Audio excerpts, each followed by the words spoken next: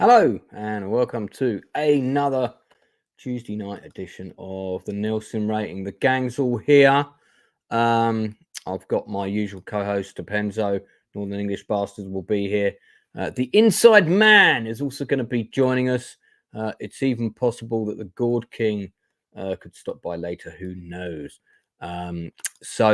But before we dive into the main topic, or topics, as it were. As you know, this channel is called The Outcast Creative. And if you don't know how The Outcast Creative started, it was originally an acting class, and then it became an online table reads during the lockdown. It was a class before lockdown, where a load of actors and directors and writers all gravitated, and we read scripts in private, but on a stream exactly like this. Then we started doing performances live on the YouTube channel, which was the sort of beginnings of the channel.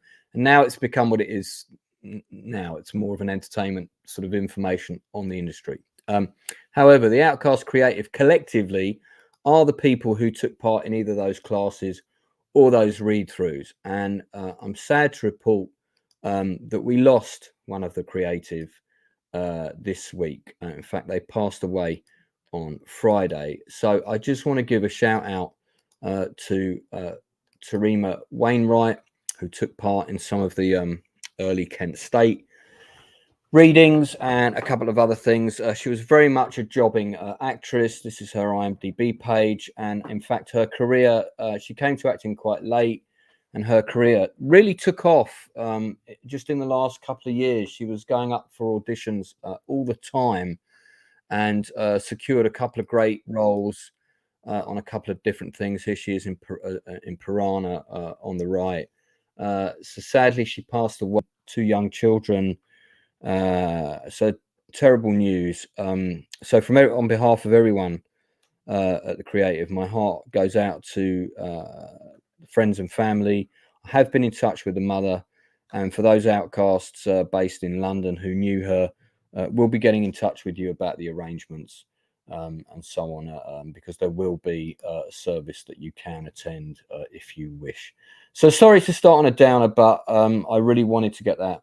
I really did want to say that, and wanted to get it out of the way at the beginning of the stream. Really, we look after our own at the Outcasts, and when one of us falls, we give them a shout out. And her light was burning really bright. Unfortunately, the stage has now gone dark. So let us move on to the films and TV shows and things we're going to be talking about today. I'm going to bring in my various guests. First, from beyond the wall in the north, it's Northern English Bastard. How are you, sir? Good morning, good afternoon, and good evening, you beautiful bastards. Yes, I'm doing fine. And good night. And we take him out. There we go. How are you? Yeah, fine. I'm actually enjoying the fact that we're getting some nice weather for once. Barely a cloud in the sky here. It went from dog's bollocks freezing to, the sun's been out for 20 minutes today. So, yeah, we had a bit of... Yeah, bit of a chilly wind, but not so bad. I've got the shorts and the shirt on there, a Hawaiian shirt on today. Look. Well, hey. Enjoying it. There he is. He is as good looking as his avatar suggests. We also have the Inside Man as well. Oh, how you doing, man? Hey, hello, mate. How's it going? Yeah, listening to those Roger Moore diaries for Live and Let Die. I'm loving them. Brilliant, aren't they? Gotta love Roger Moore and his dry wit. You really do. Is that an audio version? Real wit, but yeah. are you two doing? Oh. Yeah, mate, you've got to send me it is, that. mate. Yeah. It's me that. It was published. Yeah, I'll send it. Yeah, I'll send it straight over to you. In fact, I'll talk to you after, mate. Yeah. Okay. Great. Yeah. It's all there. It's all there for you already. I've got a funny James Bond story to tell you guys, which we'll kick off the evening with, because it is quite good fun. So last but by no means least, my regular co-host on the Nielsen rating spot. Thus, he gets prompted and moved up over here. There we go. Oh.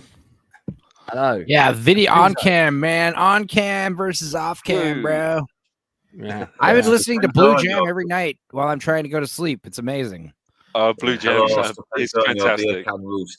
I'm like laughing hysterically as I'm like drifting off into slumber. It's insane. But you're right. You're right about the music. The music's really good, isn't it? The music's just totally like random. I'm like recognizing tunes left and right. I'm like, oh, is Portishead? There was even like a Portishead, like a Massive Attack parody song they did that was like spot on. Yeah, I think there's some Portishead in there. I think there's some Moloko in there as well. Yeah, a lot of Aphex Twin. Very 90s, very nostalgic 90s to me. I'm just imagining it's kind of like off the air on Adult Swim. I'm just imagining like it was on BBC One like Sunday mornings, like at 4 a.m. when everyone's coming home all wasted from the bar and the club, and that's on the radio, unedited with no commercials. I was like, whoa, what a time! The 90s and the early 2000s ruled. Yeah, they did the Channel 4. Yeah, the TV. You're right. You're right. Actually, Northern. The TV version of it was on Channel 4. I thought so. And I honestly like the radio version more because like you close your eyes and like you're slowly like painting the picture, you know, with like what you're hearing, and your imagination just runs wild. It's so good. There is one of Chris Morris's shorts that I would really recommend. It's called My Life as a Dog. It's absolutely insane. Try and track that down. My Life as a Dog. All right. Okay. Well, before we get into the various shows and things that we've seen, I want to tell you a funny story that happened on Sunday to me. So I was out with a new friend, shall we say, and having a very good time. And one of the things that we discovered was that we were both James Bond fans, and in particular the Roger Moore era. And my favorite Roger Moore film is, of course, The Spy Who Loved Me. Thank you, panel. Very good. You win a cookie. Okay. And of course, the best song of that era, without a doubt, is Spy Who Loved Me. Or nobody does it better, right? So we were talking about that, and that was about half an hour into our meetup, and then about an hour and a half later, this same friend of mine was talking about how it's so hard to find an ideal relationship at our kind of age. Of course, I'm talking about early 40s. So and I was conjuring up an appropriate sort of semi-romantic response to this line. And just as I was replying, I shit you guys not, Nobody Does It Better comes on in the pub. What are the chances of that? What are the chances of that? And I'm halfway through this line, and I look at her and I went, "Oh, fuck off." And she was like, "What?" And I said, "Listen." And then we just couldn't stop laughing for like about 10 minutes. It was I think the stars might have just aligned there. I'm gonna do that song next time I sing a song from the stupid YouTube channel. It's good. It's a good song. It's a good song. I turn it into a song about blowjobs usually. But okay, don't lower the tone, man. I was talking romance and like serendipitous here, and you've gone straight to blowjob. I literally at the end of the song with the horns, I'll be like blowjob, blowjob, blowjob, blowjob, blowjob, blowjob, blowjob, blowjob. That mute button. Right, okay. All stars have to have a porn. That is my favorite. Anyway, having destroyed my like romantic vignette there, let's move on. I will sing the song romantically with no mentions of blowjobs. I'll be winking though. Nobody does it better. I'm not sure I requested you to sing the song. To get it subconsciously into people, the BJs. You say it, but you haven't heard me sing it. I sound just like Carly Simon.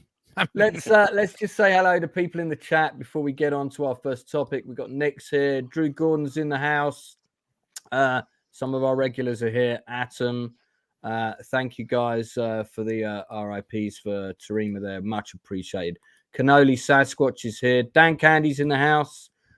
Sandy Q is here listening on the way back from work. We've got Melvin Deeply, howdy pilgrims. And Vex Electronica is in the chat as well. Awesome. Good to see you, Vex. Good to see you. Listening while at work. Hello. We'll try and include you as and when we can. First topic, guys, is a small indie film. And I was particularly interested to see this because one of my good friends is the lead. And then I also realized it's directed by somebody I know and have met. So this is Jericho Ridge, small independent film. I like kind of pushing these. I mean, it's a fully funded feature, but it's not a big studio picture. The basic premise of the movie is it's a little bit like a mini version of Assault on Precinct 13. An injured female sheriff played by Nikia Muka Bird, who, by the way, gives the performance of her life, I would suggest, in this, is she's injured, so she's on desk duty in this kind of remote sheriff's office that's sort of implied to be near the Canadian border, somewhere like that. Or Montana, somewhere fairly remote with lots of pine trees and hills and snow and this sort of thing. And the sheriff and the other deputy are out investigating something, and various shit happens. And the police station comes under siege. It's a pretty small cast. There's like 6 people in the cast, maybe 7, a couple more if you include the voices on the phone. One of the voices is Ian Virgo, who I think you might know, Inside Man, who played one of the soldiers in Black Hawk Down. But he doesn't actually appear in the film, but he's on the. So yeah, I mean, I really liked it. I know that Northern, I know you've watched it. Has anyone else seen it? Nope. No, I've not seen it yet. But on that, on what you've just said, I'm sold, to be honest. Well, Northern, tell us your thoughts, mate. Yeah, I was very surprised at how really well done it is. I mean, we've got a very good, strong female lead, and she's not a Mary Sue. She's actually very flawed. She's had her troubles. She's got this arsehole son who's just proper ignorant. He's getting himself into trouble, and she's got this very bad injury over an accident, and she's now being demoted from sheriff to just this desk jockey for now until she gets things sorted out. And suddenly a lot of this a lot of evidence that's landed in their station is now caught the attention of some very dodgy people, and now she must fend them off while waiting for backup. Yeah, it's very intense, and you really do get scared for her. And she never overtakes these 300-pound men like they're rag dolls. I mean, she gets pretty messed up a lot, and the guys she's facing do come across as very dangerous individuals. I mean, as its flaws, I think there was one part at the beginning where they leave her with a gun and they say, well, the bullet's in the vault if you need it. But no, they should have left the bullets with her just in case. That was the only thing I had to complain about, because it probably would have saved a lot of trouble. But it's a nitpick. Yeah. It's still great. It's intense. Very underrated. I would check it out. See, the thing is about films like this is that, I mean, obviously I've not seen it yet, but it just kind of proves that you can write strong female characters without them becoming parodies. Exactly. This is a really good example. And Will Gibley, who I've met, he directed the first Rise of the Foot Soldier film, which I think most people will agree is the best one. Yeah. He wrote the script as well. And there's a couple of flaws in it, but for the most part, it's a really good, quite tight script, pretty simple story, but with some really good devices to kind of keep you on your toes. Yeah. You know? Plus, I like films that have flaws in that way. I can sort of like, because every time when I review something and I come across a film that I think is perfect and I can barely find a flaw, I'm like, it makes it harder for me because I need to find a flaw, because if I'm not finding the flaw, I don't feel I'm being objective enough. Yeah. No, I hear what you're saying. I mean, it's not a 10 out of 10 movie, but it's a really good film. I mean, it's one of those films that I put it on in the background while I was working, and I had to stop working because within 20 minutes I was pretty gripped. I was pretty into it. So I was like, okay, I got to put this on pause. Let's do a bit more work, and then when I have lunch, I'll put it back on again. And so when I put it back on again, I watched it till the end. Yeah. Did you catch Michael Soccia on it as well from This Is England. Yeah. I was like, is that Harvey from This Is England? It is Harvey from This Is England. I spotted him pretty early on. He does a pretty good redneck accent. I hope he does more. He's a very good actor. I liked him in that Alien program he did on Channel 4 as well. That was a good one. That he's played a couple of Americans before, so that's not his first Yank role. But the real star of the film is by far is Nicky Amuka Bird, seen here in the center of the poster. She's a British actress. She has played American roles before. She's a friend of mine. She was originally supposed to be in The Journey. She was originally Cytherea in The Journey, and then her filming dates got moved for that sci-fi thing that she was in, and it just wasn't going to happen. But this is very much her film, and she's absolutely awesome in it, and really carries it as well. And I mean, at the end when she's so beat up and she's in so much pain, and she thinks her son is dead, she's like acting her pants. Yeah, she was fucking mega mum mode. Just like she starts hacking this guy up. It's almost like, give me an Oscar now. It's really high level. Yeah, because that's what we need, though. We don't need women just being totally invincible. I mean, seeing them getting beat down and prevailing is what makes us like them more. That's why we love Ripley. That's why we love Sarah Connor. Yeah, this is really good. Yeah. This is a really good example of writing a female protagonist well, giving her flaws, both physical and mental flaws, great conflicts. And what sort of budget? What sort of budget was this?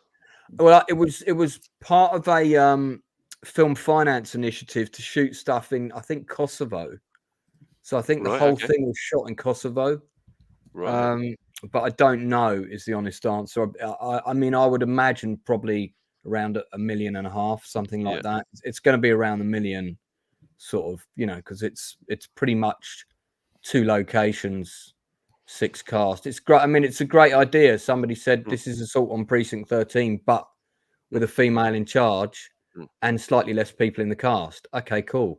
That's a pretty good pitch for a movie, I think. And you've got to ask yourself the question. Why would a film that costs such a meager amount of money, with not an A-list cast, let's face it, why would that work so well?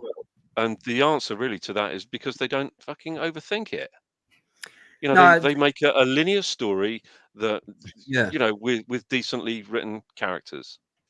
Yeah, and I was so glad it was a linear story and not one of these ones that kind of like started off at the beginning and then went back, 7 days or whatever. And landing in his B-17, it's Blue Collar Loser. Oh, yeah. Right. You're alive and awake. Yeah. Did you go to sleep? Yeah. Rolled out the wreck of your Uber car, didn't you? Blue, I was telling you, I was like, just go to sleep. Just sleep the whole time and go wake up for Gord's show. I'm alive. It's better for you. Blue, did you see Jericho Ridge? I've heard of it for good things. No, the correct answer to that is no, I have not seen it. Not I have heard of it. I'd recommend it. Heard of it? We heard about it from Lance. Yeah, because I'm glad at least one person did their homework. Honestly, I don't know. Yeah, okay, cool. Well, what would you give it out of 10, Northern? I give it a good 8 out of 10 because it has its flaws, and this kind of plot has been done before. We've had Assault on Precinct 13, like you said, and basically Rio Bravo as well in a way. Except it's the evidence they're after, not the prisoner. I agree with you. I'm going to do this from now on when we rate things. I'm going to do it live on IMDb. I'm going to give it an 8. Also, that is my rating for this movie. Yeah, it's the performances that really raise it above average. Yeah, I mean, when I get a chance, I'll try and sit down and do an actual written review for them on IMDb because I think it deserves it. The rest of the cast are really good too. Maybe just give a bit of a shout out to a couple of them. Simon Kuntz, who plays the Sheriff Eddie Reynolds, if he's the actor I'm thinking of, he's based in the UK predominantly, but he's one of those actors that's got a dual citizenship, but predominantly plays lots of kind of upper crust British types. He's in GoldenEye as well. He was in GoldenEye. That's right. Yeah, he was in GoldenEye. He played one of the officers. But you will have seen him in loads. You will have seen him in loads of things. Good actor, good character actor. Not familiar with Zach Morris, who plays her son. I thought he was fine. Oh, I thought Zach Morris from Saved by the Bell. I was like, Paul, what's his name? No, he's relatively new. He's done a major role in EastEnders, but this is the first time he's played an American. I haven't watched EastEnders for a long time. I actually thought he might be American. So good on you, Zach. Good act. Michael, most of the cast are British. Michael Soka, as we know, is definitely British. Born in Derbyshire. Yeah, I think he used to go to Rock City. He's a proper Midlandser as well, isn't he? He's like fucking Grimsby and that. Why is his IMDb picture so like he's trying to be so sexy and it's silly? Well, influence of the agent probably. So the actor that played the villain, I don't see him here. This capital T. Oh, hang on. Is that a rapper? I have no idea. I think this is this is the villain. This is the villain. Oh, Philip Christopher. He was great. He was good. Yeah, he was actually pretty scary. He was pretty intimidating for sure. And I mean, God, yeah, he was kicking the shit out of them. Another actor, predominantly, he's German, but he's done a lot of work in the UK. But who's this Christopher T fella? I don't know. Let's find out. I'm curious to. Capital T. Excuse me. Like this is my son, Capital. Capital T has done a couple of things. Composer. Okay. Capital T back on the road. So 2 music videos. Let's see. So which role? Capital T, rapper and singer. Okay. Capital T played Kreshnik. Who was Kreshnik in the movie? He wasn't the second guy, was he? The second guy that was trying to. Yeah, he could have been like Carter's henchman. Sorry, he has one of those spray-on beard fades.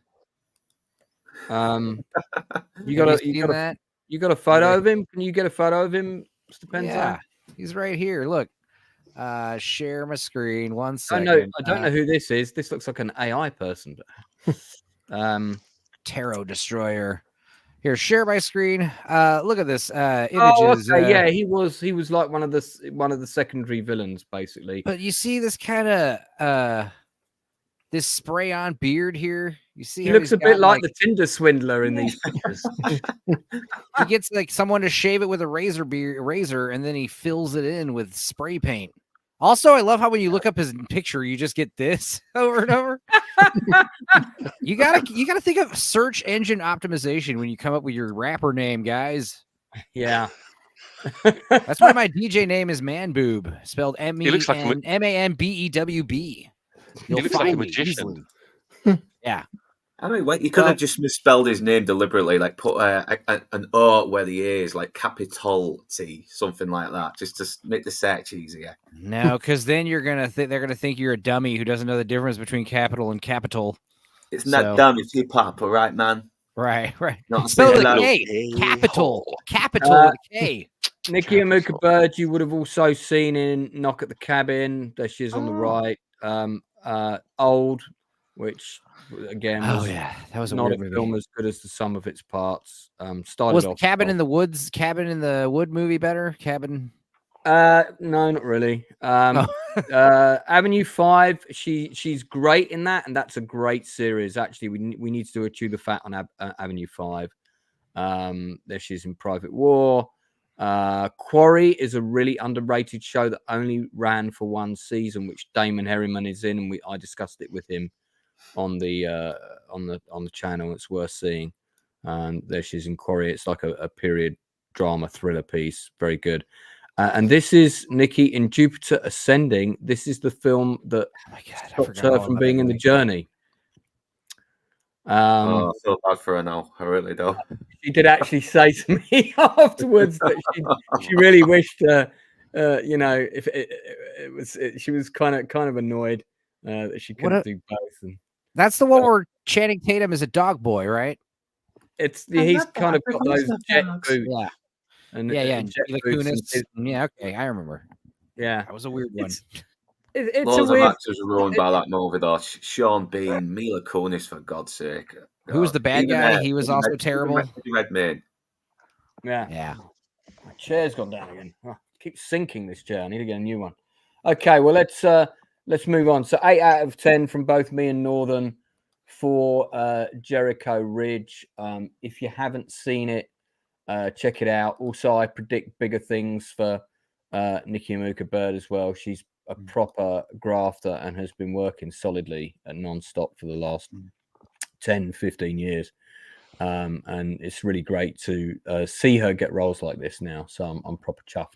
Also expect to see more stuff from Will Gibley, the director, as well. And if you haven't seen some of his other movies, there's a great thriller, the title of which I'll need to look up, but it's about mountain climbing and this group of climbers who comes across or come across some undesirables and come a cropper, and that's quite a good movie.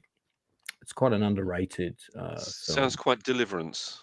Yeah, it's very deliberate. I can't remember the title of it at the minute. If someone in chat remembers, do shout out. All right, let's move on to arachnophobic topics. Well, Arachnophilic topics. I watched Infested today. Oh Really? my god, I had to pause it like about 5 times in the first hour because it just kept scaring the shit out of me. And I'm not like afraid of spiders, but I can't say I'm entirely comfortable around them either. And this film will make you extremely uncomfortable around spiders without a doubt. Basic premise is a guy picks up a rather deadly poisonous spider from Africa, which these guys have tracked down and they've captured to basically Willingly brings the spider back.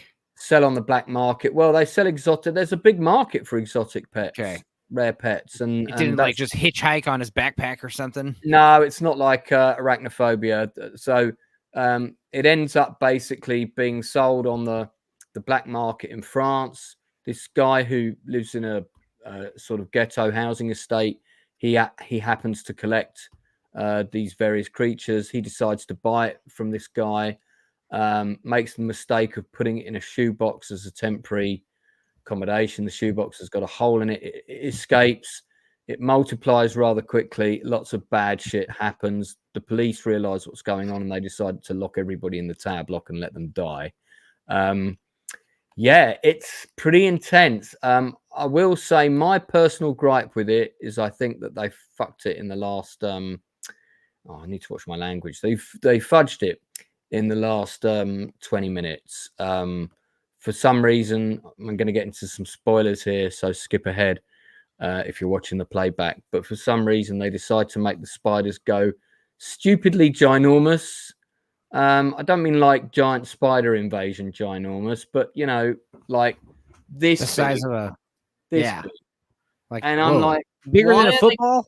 Why are they? Yeah, bigger than a football. I'm going, why are they suddenly now super massive spiders? What's all that about? You know. Yeah. Anyway, and yeah, I don't know what happened there. But that's it's a good film, but I just felt in the last 20 minutes kind of lost it a bit. Who else has seen it? Yeah, I watched it earlier.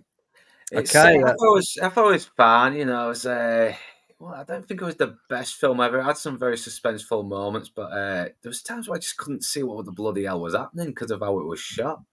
It's like I know it's like they didn't light half the scenes properly for me to see what was happening. Yeah. By the way, I don't know what's going on with this person in the chat, but There's a bot that's repeating everything everyone's saying. And not saying gibberish. Okay, well they were chatting at one point, but okay, well they're banned now. So there you go. See you later. That sucks. Okay. I thought Terror Destroyer was a new fan. Turns out they were just copying what everyone else was saying and misspelling everything. It was weird. That was a weird bot. Yeah, that was a weird bot. Haven't seen one like that before. Yeah, it wasn't as bad as the last season of Game of Thrones, but See, this guy's got this collection of these different Poison creatures. arrow frogs. Yeah. And so what happens if one of those gets out, right? And you have to like catch it and put it back in its terrarium, but you can't like touch it. You have to put on like thick rubber gloves and then wash the gloves because like even touching the gloves would, you have to throw the gloves away immediately. You get skin contact with one of those frogs, you're dead pretty quickly. Dead. Now there's another movie that was about giant spiders that just came out called Sting. It's American. I don't know. Is it like are they the same movie or no? It's a different film, and it's just about. Did you watch Sting? Spider. Okay. A single giant spider. Is there like a hive main leader spider in this one that's like extra big? It's implied that the initial spider that escapes is the leader spider that does get extra big later. I mean. But there's no kind of plot device that explains why the spiders get massively large. But we just watched a bunch of people like getting killed in cool spider ways one at a time. Yeah, it's kind of there's a gang, there's a gang of them that they're trying to get out. They're trying to figure out how to get out the block. The police have basically put them in. Does everyone die the same way, or does everyone die a new, creative, different way? Does everyone just get killed by the spider the same way? Some are creative, some are less creative. Okay, well, as long I think with a bit of a sense of humor, I think this might have been a bit better because it's very serious. It's that sucks. Serious. Yeah, it is. Yeah, because if it's not actually scary, then it just falls flat. If it's like being funny at the same time, that always works. You can be suspenseful and intense, but let's have a little bit of campiness. Come on, it's like it's basically a plot to a B movie. It might be marketing specifically to arachnophobes, like Uninspired Reviewer and so forth. Because if you're actually afraid of spiders, like I want to hear what you think. Because I'm not afraid of spiders at all. I'll literally pick one up and throw it outside the house. I don't care. I'll literally stamp on one with your bare foot. I usually don't kill them though. I'm one of those guys. I'll just grab them and just like throw them out. But eat them. At the same time, if I had to, step on that little guy. It's not a big deal. But if you're actually afraid of spiders, I bet this movie's terrifying, especially if it's played so seriously. But you gotta have at least a little bit of levity, a little bit of jokes, especially if it's like a gang of street thugs fighting spiders.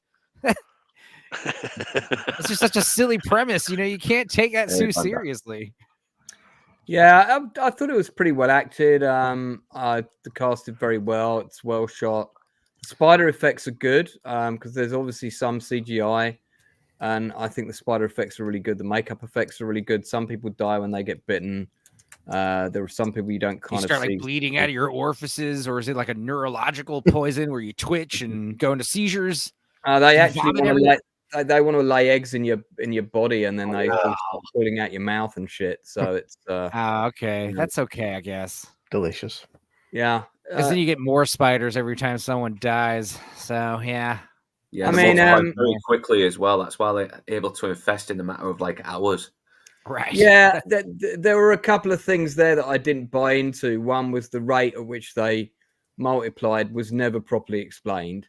And secondly, unless I missed it, Northern, why did they get so big? I don't understand what made them suddenly a load of them get really large, and that's just never explained. I mean, if we'd had a little subplot with some weird leaking gas pipe that was affecting the housing complex, maybe get a line in there at the beginning. We don't need it to make actual sense. It can just be that bit of what's stuff. Cool is you could just wait till the first French winter and they'll all probably just die. So yeah. Also, one thing that bothered me as well, if they're fishing these things to sell, will that cause more problems since they multiply like fucking within minutes? I assume they didn't know that, Yeah, I mean, yeah, I don't know. I don't think there is a spider in reality that actually multiplies in this way. See, because in arachnophobia, it's like a super deadly spider, but they mate with a normal house spider, so therefore it's a new breed of spider, and you can put all this dumb stuff on the new spider. Whereas, like, just discovering a new spider, that's so, I don't know. I really liked arachnophobia. It was mainly practical effects, and when it's they came also very, very funny.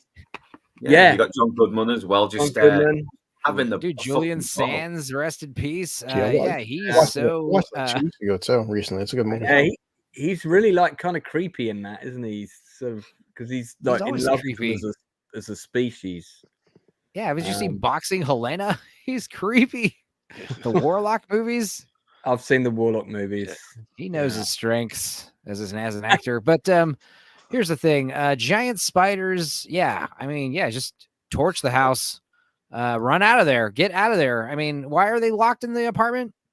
The spiders will get them. It's a housing complex, and the police basically have identified them as a threat, and they decide to just seal the building. Oh, so it's cops versus bad guys, but spiders are thrown into the mix. Okay, exactly. And Michael Cherry's in the house. Hello, Gold King. Hello, how y'all doing? Hey, Hello, mate. Good. Doing good, buddy. Hey, have you seen this movie, Infested? No, I have not. This is might actually the probably first make it time. more Lethal Weapon 2. Who knows? Do what now? I almost watched this the other day, but it was French, so I had to do subtitles. So I was like, I'm kind of This is how big they get towards the end of the film, and this is where I think the film kind of let itself down. The spiders were just as terrifying when they were tiny. We didn't need them to get this big. We didn't need to go into 8-legged freaks territory. A million tiny spiders is way scarier than like 7 huge spiders, 100 giant spiders. Do any of you guys remember there was like spider movies from the 70s and early 80s? There was the giant spider invasion. There's William Shatner's one, Kingdom of the Spiders, which Kingdom of the Spiders. That's the one I was thinking. Yeah, Invasion of the Giant Spiders. Giant Spider Invasion was the one with the crazy hillbillies with their cows are getting killed by giant spiders. Yeah, and then you've got the spider coming across the football field with the big legs, and that was actually driven underneath a beetle car was actually running that thing. It's kind of nuts, but like I said, I'm not afraid of spiders at all. So what's everybody's favorite spider movie? Probably Arachnophobia. Yeah, we were just talking about that when you came in. Yeah, Spider-Man 2, because there's not a lot of Spider-Man 2 was good. They're my favorites. Spider-Man 2. Right, sure. That was my favorite. It's a spider movie. I mean, if that counts, then Alright, probably mine would be actually Homecoming. Joan Collins had giant ants. DeForest Kelly had giant rabbits. I remember those giant rabbits in that movie. Oh, actually, Yeah, wasn't what was the one with giant grasshoppers with the guy from the mystery show Unsolved Mysteries? No, he was on Biography. He was the guy from Biography. What was his name? I'm picturing his face. He said, "Hi, tonight on Biography, we're talking about this." And he was in a movie called like The Day the World froze over or something, called With Giant Grasshoppers. The day the world stood still. No, not that one. No. Giant Grasshopper movie. I mean, that's gonna be the first one that pops up, obviously. That's the title of it, honestly. Yeah. I feel Beginning of the end. The beginning of the end with what's his name? Peter Graves. Thank you. That's bothering me. Graves. I'm sorry. Yeah. Let's have a look at some stills from William Shatner's Kingdom of the Spiders. Is that what is that? Is that a miniature? It's the whole town encased in webs. Yeah. Oh. I have not watched the whole area. Yeah, that's a lot. All these webs and spiders and that's what happens if Madam Webb gets elected president. It's like 28 days later. No, sorry, excuse me. It's like 30 Days of Night, but with giant spiders instead of vampires. Look at that. One of the spiders in this shot is trying to pull off Shatner's hairpiece. If you look, that is his hairpiece. Yeah, I think I've seen. Yeah, I've definitely seen this one as well. I remember them. Go back to the fat guy in the. Yeah, I remember that shot. Hell yeah, that's me. After the spider take over. That's the town YouTuber who's been dispensed with some good eating. Oh, old man Jenkins. Guys, I feel like we need to do a watch party of this film again. I mean, yeah, the Riff Tracks did a great episode of it. If you're a big Mike Nielsen fan like I am, yeah, very funny movie. What are the other giant spider movies? There's obviously 8-Legged Freaks with what's his name? Yeah, that movie's actually funny. That movie's dumb fun. That's a good movie. It's a funny movie for what it is. The only problem with it is the CGI and it's aged really badly, unfortunately. Well, yeah, I mean, a lot of the early 2000s CGI is terrible, but it didn't matter. Because with these, they pretty much used like real tarantulas, didn't they? And they just had lots of them. Right. Which must have been heaps of fun for Hundreds everybody. of insects were harmed, or arachnids were harmed in the making of this film. I'm sure, Yeah. on accident. I'm sure there were a couple that didn't. You probably had a cast member that Like the freaked out. Humane Society doesn't really consider like animal, like worms and stuff like that as animals. So you're allowed to kill those on camera all you want. And if you're in Japan, caption competition for this picture. I mean, not joking. It's I assume his ranch truck is in the shop or something. But joking. And his ranch truck's in the shop and his wife's in the back seat. Yeah, don't be looking at my wife is what I was going to say. Don't be looking at my wife like that, boy. Something's crawling in my boxers, and I don't know whether I like it or not. Oh, my. The best giant spider. Too much chewing tobacco. Well, I don't think you need that much chewing tobacco in your mouth in one go. That's all of it, definitely. Or no, I'm sorry, that's a facial tumor. Excuse me. That's a remake of Driving Miss Daisy, potentially. He has a giant cyst in his gums that he's had for years. He doesn't want to go to the doctor about it. I was going to say the best giant spider on film was Shelob from Return of the King. Oh, right. Yeah, that's a great one. Yeah, that's true, actually. Because it's a spider with personality as well. Mm-hmm. Kind of messed up now in video games. Sorry for her when she got her face slashed up, you know. Kind of messed up. They actually have to put disclaimers out now in video games for arachnophobia. And it's going to be. It's going to get. You know how many phobias there are? There are people that are afraid of balloons. Yeah, we're going to have a disclaimer in front of literally everything. Yeah, every time we go to the cinema, every time we go to trypophobia. So many people have trypophobia, which is like the fear of holes. And it's not even a fear. It's just like it kind of freaks you out. It kind of creeps you out a little bit seeing holes. Because it was that one film, or the one game came out for Xbox. About like you're inside of a backyard, and you're small, but like the spiders are so big, you actually have like arachnophobia warning. Terror Destroyer is a bot. I'm gonna allow that comment because that's funny. What is this? What is going on? Why is he leaving cow jokes in the like? I've never seen a bot be useful if he's a bot. So, like, I'm taking a break from. Again? I don't know. Yeah, that's the same one. Unless moderators. Oh, unless somebody else said that earlier and I missed it. Please keep an eye out on the chat for if they come back again. Just ban them, please, straight away. I'm trying to get you guys this. Oh, that's on that channel where those people watch it. I don't want to put that up. The giant spider invasion movie. I've seen that. That's a great one. That's a disgusting movie. That's one. I want to get the clip of the big spider model they had. Let me. No, you need the one where the guy's in the kitchen drinking milk out of the carton and his nipples are lactating. It's like his nipples are all wet through his shirt for some reason. It's so weird. I wasn't focusing on that particular element of the film, but I know you weren't. You tried to forget it. I'm here to remind you that happened. This big model pretty great. spider they've got. This is another one that Riff Tracks they covered. That's Mystery Science Theater, yeah. They did it as Riff Tracks too. They've got but this massive thing. I think they did a live one of this. I love how it's made of like felt, you know. It's just made out of carpet and probably foam stuffing. Oh, there goes. Sharon's been eating for lunch. Anyway, entertaining. I didn't know this was going to be a spider movie special, but so mods.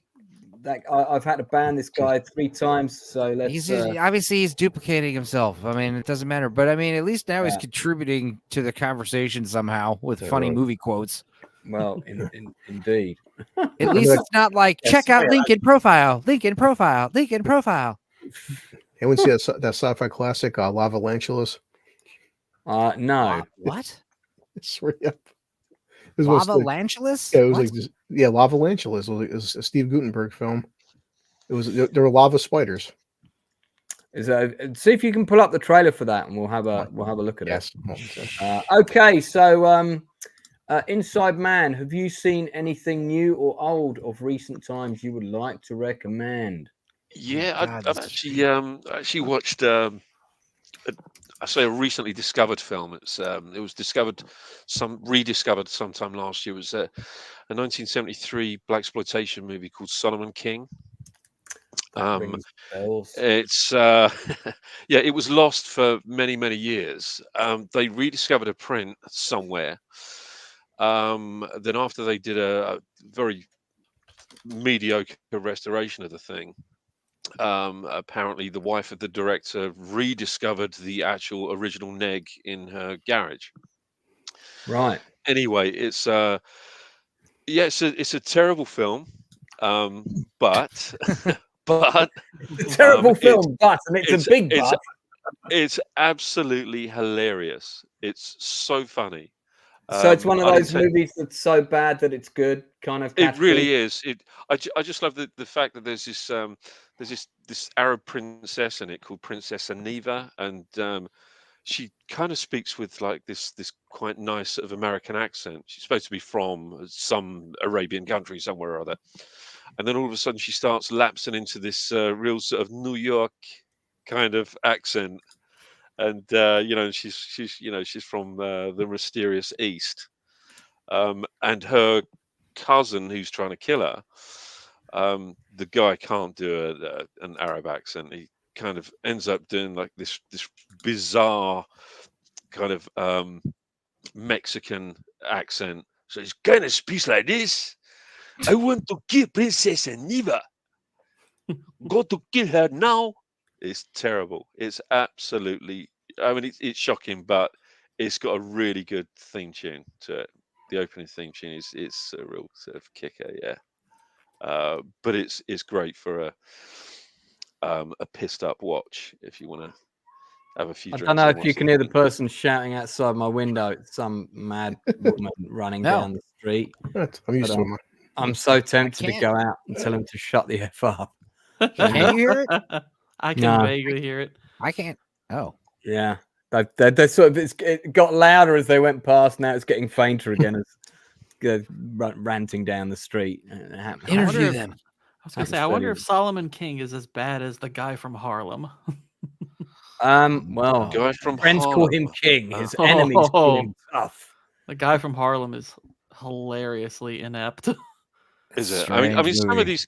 The thing is, these blaxploitation movies, they're not all great. However, they're great. Most of them. They are. I love them. I absolutely love them. They're so strange and bizarre and quite wacky, and they're kind of little sort of time capsules. You can see New York of 1973, and you really do see New York of 1973 and LA of 1973 because. There's a kind of guerrilla filmmaking style to these, so there's no. Look at that guy's leg. He looks like Plastic Fantastic from Fantastic Four or whatever. It's like, Mr. what's going on with Miss? That's the one, but I used to call him Plastic Fantastic as a kid because I had a plastic version of him. It's just the flares breezing around, but yeah, it does make it look like his foot is just bending the wrong way. It's such a weird still, isn't it, to put out? You get your photographer to grab some stills, and you think, yeah, that's the one. Gonna use that in the publicity foyer. But I think really, for an introduction for blaxploitation cinema, you've really got to go with things like Coffee and Foxy Brown, Superfly. I love the way this cookbook is positioned in this still, just in case we don't get it that she's into cooking. We've got this huge cookbook, and then you've got this box called Instant Breakfast, which looks absolutely vile. Yeah. Hey, baby, what are you cooking for me? Sort of thing. It's really, really funny. It's such an unintentionally funny film, but really worth a watch. Not sure whether it was worth any kind of restoration, but I'm glad that it was. I'm glad that it was found. I think this guy's been bitten by one of the spiders from the other movie. Look at the blood splatter on that. It's like someone poured some ketchup. I'm more looking at the look on his face. He looks like he's dancing. The blood was always this orange, like goopy stuff before they started using proper food colouring. That's probably because they just nicked it from a sachet from McDonald's. You could Photoshop the guns and the blood out real quick, and it just looks like these guys are just like having a great time.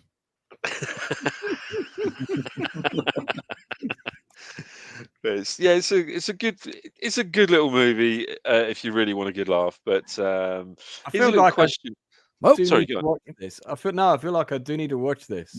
I'll send it Love over to you. movies. I'll Are send you gonna see you over a nipples copy. soon? All right. But there is. I've got a question for everyone, right? And see Oh, if you okay. can answer this. Right. We'll take it in turns to Okay. give you your answer. Adapted from a 1930s comic book into a movie in the 1970s. Which character lives in the Fortress of Solitude? Superman. Superman. Yeah. Wrong. Oh, okay. Doc Lex Luthor. Savage. Doc Savage. Who? Doc Oh. Savage, Man of Bronze.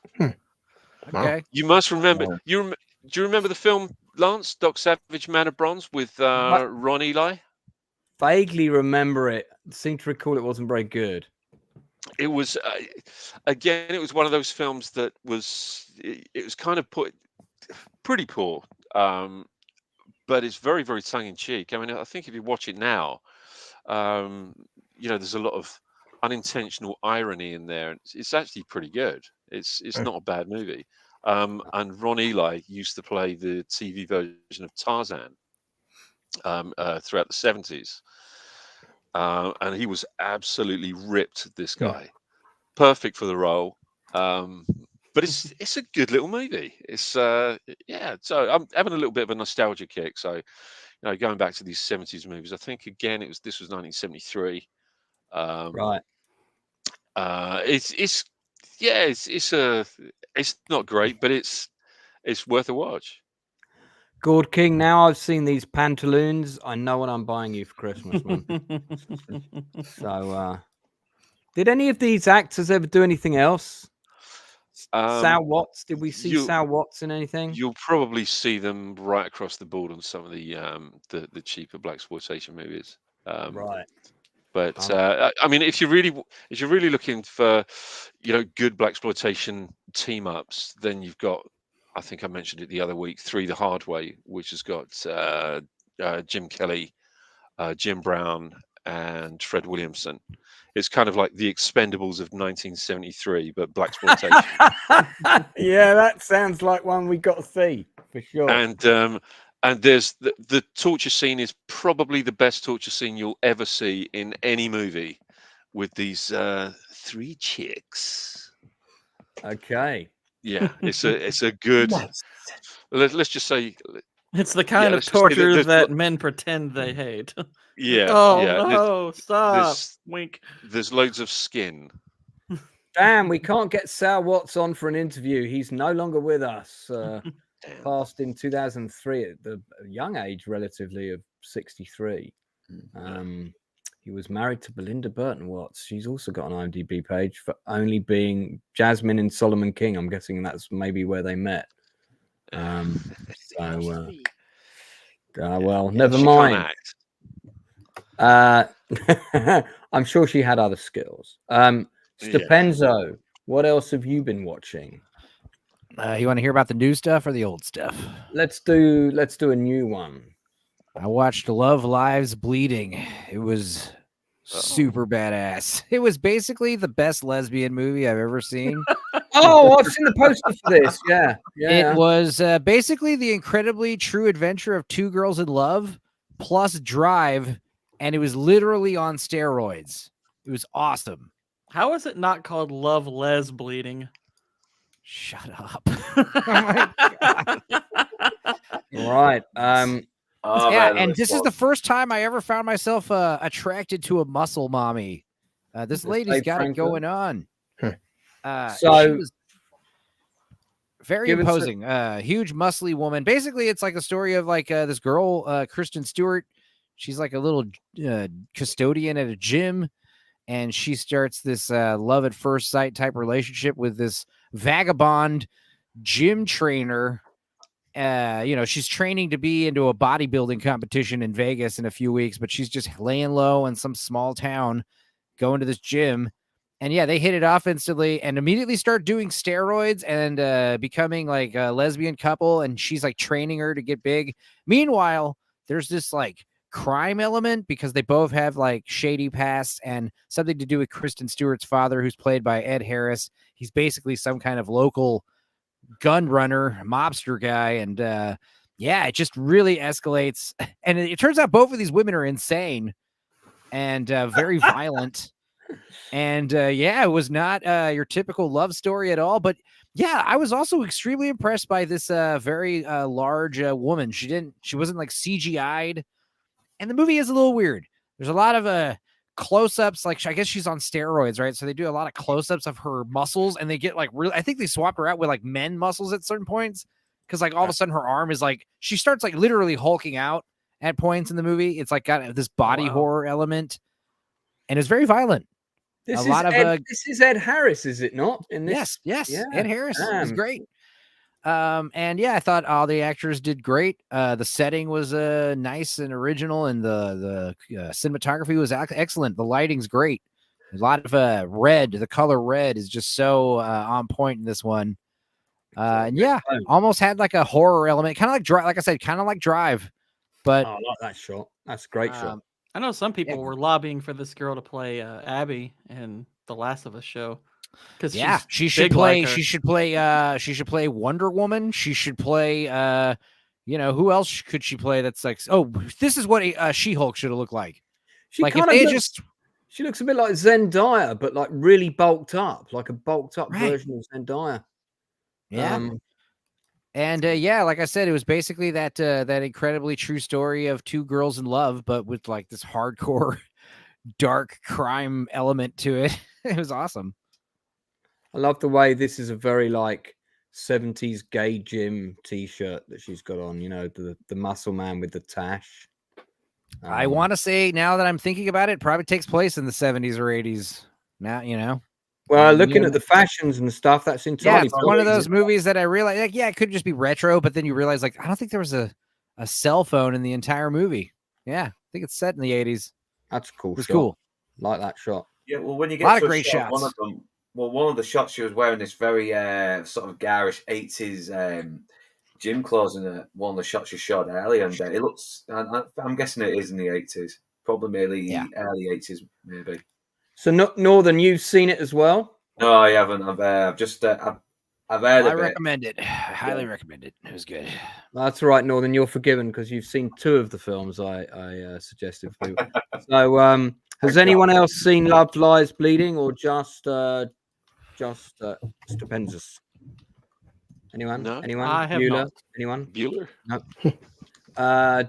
So Gordo, do you think you'll be rushing to see it? Probably not rushing to it. I would watch it, I guess, but I've heard about this movie for a little while now. But I have to admit, it sounds quite fun. It sounds quite different. Yeah, I mean, it like I said, I would watch it. I'm just there's other things I've been watching. Dude, it's the director of Saint Maud. Oh, never that seen explains that a either. lot. That was a horror movie that's the one that has the girl recommended. from that's the girl from Rings of Power, isn't it? That's in Saint Maud. I think so. Yeah, Uninspired recommended that one, and it was good. So it makes sense that they're in the same movie. Usually the sophomore movie, usually like the second or third movie. I mean, this is a talented lady filmmaker, whoever made this, Rose Glass. Mm-hmm. So it was good. What would you give this out of 10? 8 out of 10, especially for being such a, low budget, just a good old fashioned crime noir thriller. And it made me, like I said, it was literally the best. You know how, like I've said before, I Love You, Philip Morris with Jim Carrey and Ian McGregor. That's my favorite, like, gay male love movie. I think this might be my new favorite gay woman movie. I'm not trying to be funny or anything. I'm just saying, like, this is the best lesbian movie I've ever seen. What was the one that was with Kevin Bacon with the two girls? Wild Things. Wild Things. That was good. So this feels in that kind of zone. Is that fair? Yeah, this is more art house, I'd say. Right. Yeah. Because it seems to be highlighting the dangers of steroids as well. Because I mean, like you said, they do a lot of steroids and they end up These doing girls a lot get of all damage. all roid rage, dude. It's crazy. And then also Clint Mansell did the soundtrack. Soundtrack was dope. Wow. One of my favorite composers. He has like a very 80s, like I said, it's very Drive, very like Drive, the 80s synthwave soundtrack, and really cool camera angles, and it's kind of like this like rural crime, you know. Yeah. lower tier gangsters, you know. Toxic in the chat is saying Christian Stewart always says in interviews, "I'm gay, by the way." It sounds like Judas Jock, doesn't it? Christian Stewart gay, by the way. She her and her co-star showed Tid, so it's not a bad thing. Let's move on. Sold. Blue, this is the trailer for which film? Oh, Lava Tarantula. Lava Lantula, dude. I just figured out about the first Lava Lantula movie. It's only a minute. Well, we won't watch the whole thing. Just skip to the 30-second mark somewhere. Yeah, I got ratioed last time. Really. So see the spiders. Yeah, go from there, somewhere around there. Oh my gosh! What do you mean you got ratioed? Did I see Till Swagger on there? Hey, look at those guns.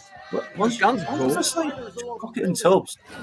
All right, we get it. That's Steve Gutenberg. Yes, he's the star of both of them. Oh, okay. So it's like, and that's the guy who does the voices in Police Academy. No.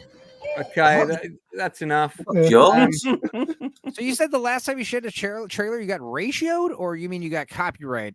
Yeah, no, I got copyrighted is what I meant. Okay, ratioed means you got like a bunch of thumbs down. You know, you got everyone hated you or something. I was like, what? Wow. I never pay attention to those. Okay, so I'm going to recommend sort of, but with some reservations. So there's been 2 seasons of this, but the seasons like American Horror Story, that kind of thing, they're not connected stories. They're separate, but within the same universe. So the first season of Feud told the true story of the rivalry between Betty Davis and oh my God, the actress Joan Crawford. Thank you, Joan Crawford. Absolutely fantastic. If you haven't seen it, it's on Disney. I'd rate that whole show 9.5 out of 10. Oddly enough, I've just reread the book. Just reread the book. Yeah, it's good. And you know, you've got Alfred Hitchcock in there, and the last film that they made with him, and so on. Now we've got season 2, which is again, it focuses on another feud. I wish I could convince them to look at my script for the feud between Steve McQueen and Yul Brynner for season 3 on the Magnificent Seven, because it would fit right in with this.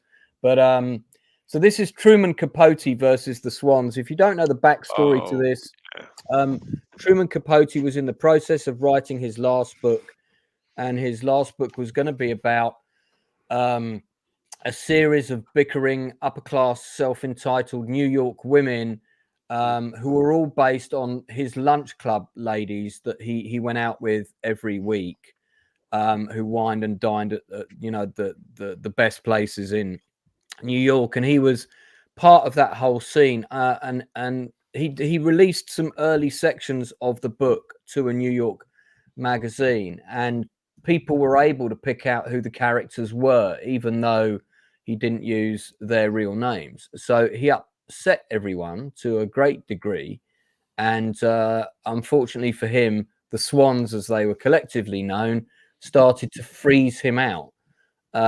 And he turned to alcoholism and had all kinds of issues, along with the other things that were going on for him at the time. It's 8 episodes. Its strength is this is an amazing cast. You can see the names there. Capote is played by a British actor that I like him in some roles. I wasn't sure about him in this show. Tom Hollander. I prefer the version of Capote that Philip Seymour Hoffman gave us. Yeah, that was gosh, he was great. Yeah, great in that movie. Hoffman has that sort of pomposity, doesn't he? That only be suited for this role. I mean, Hollander is good. I won't take anything away from him. He is good. It's his interpretation. I'm a massive Philip Seymour Hoffman fan, and I just liked it. But the thing is, despite all the talent involved in this, it doesn't quite find its groove the same way as the first season did. And I'll tell you exactly why that is. And the reason is that for no reason whatsoever, they do this non-linear fuck around with the timeline narrative where they're jumping around all over the place in every episode. And, you know, that stuff has its place, but I swear that some people just do it to make their show more trendy or because it's an artistic choice that's in right now. And it's getting really old. And I just find the disjointed narrative actually kills the emotional impact. And then the last episode is kind of 50% in his head as he's dying and 50% sort of in reality. And all of that is in 3 timelines as well. So whereas the first season, although I haven't watched it since it came out, was 2017, from what I recollect, was fairly straight up. There might have been a couple of jumps around, but I think it was a fairly linear narrative. It was. I think the only thing was, if you remember, they kept cutting to interviews, you know, with people like Olivia de Havilland and stuff like that. But that was the thing that gave you the context. That was great. But I think you're absolutely right. I think this sort of non-linear thing is quite passé now. It's gone. It does bore me a little bit, and it does take me out of everything. Much prefer a straightforward, linear story that you can watch all the way through. You don't have to see a scene and then have a flashback to show you what the context of that scene is, and then see another scene and then a flashback to see what the context of that is, and so on and so on and so on. It becomes boring. I will say Diane Lane is still absolutely smoking in this show. All the women in it are very good. The actors are very good. Won't take anything away from them. But yeah, it's overall for me, it's a 7 out of 10. It doesn't have the impact that the show should. Very, very looks great, really well acted, but the script is a bit all over the place, and the narrative is a bit all over the place. So yeah, I'm gonna give it a go. It's worth seeing, especially if you're interested in the characters, the piece, and the story of that era. You know, but I've compared to the first season, which was so good. And if you haven't seen the first season, watch that. But you can watch them completely separately. So, Blue, have you got anything you want to recommend that you've seen? Or man, it's been a lot of movies this week. I'll just say there's 3 retro movies. You guys, it's up to you, your feelings on them. But it was.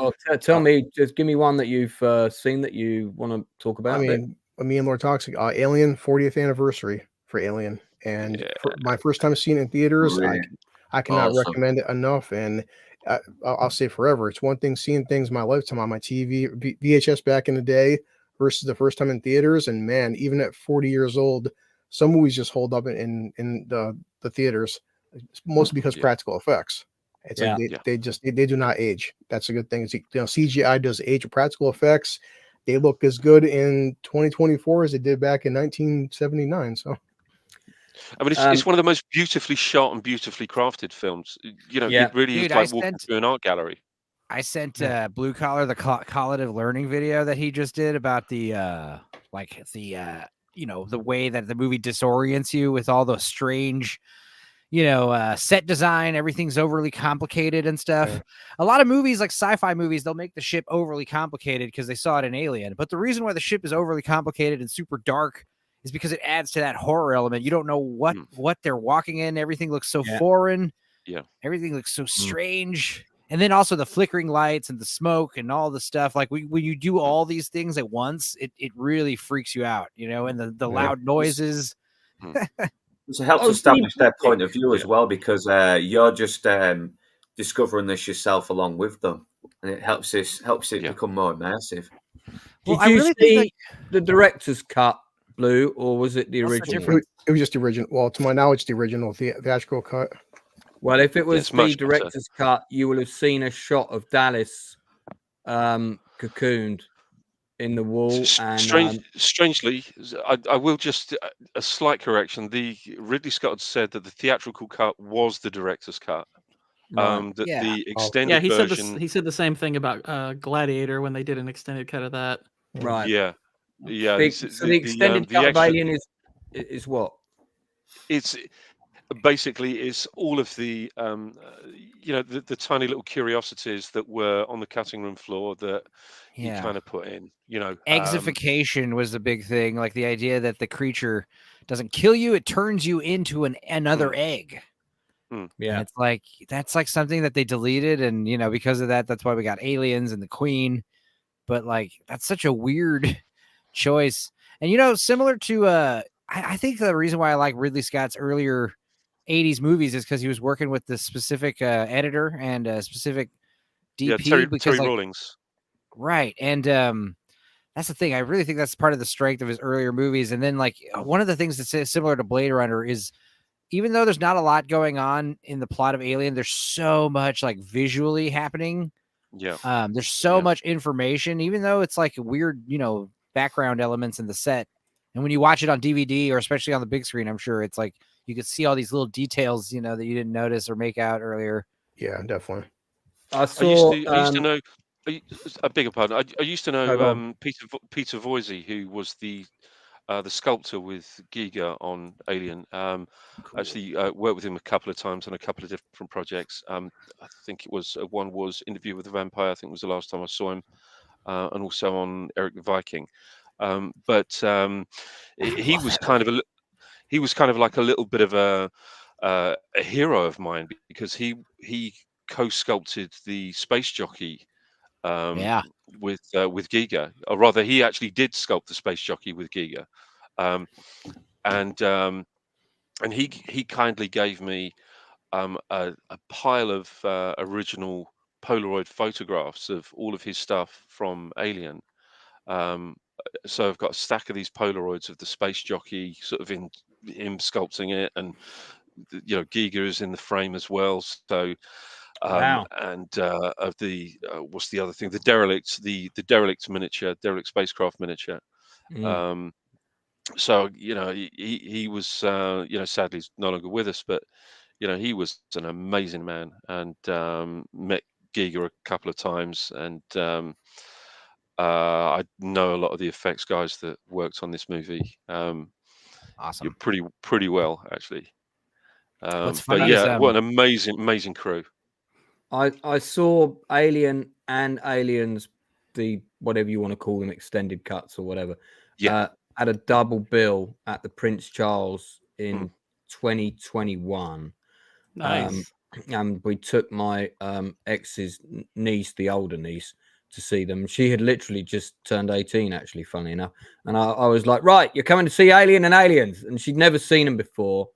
And you know how it is with kids these days of that generation. They can get very fidgety and can be on their phone.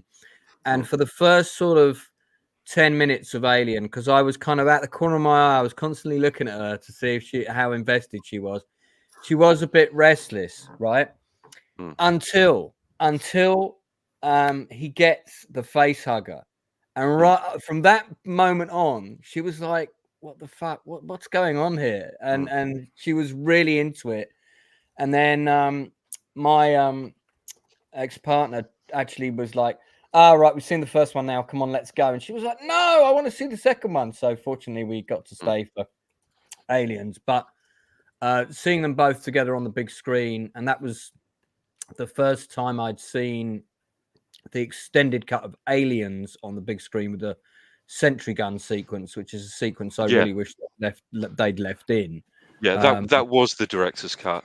Yeah, that's the director's cut of Aliens. Yeah, but it was cut down. Yeah, some of the scenes they left out of Aliens are kind of mind-boggling. I mean, they're great. They're great scenes. I mean, especially, obviously, there's a famous one with the daughter, like finding out her fate. It's like, why would you all cut that out? That's ridiculous.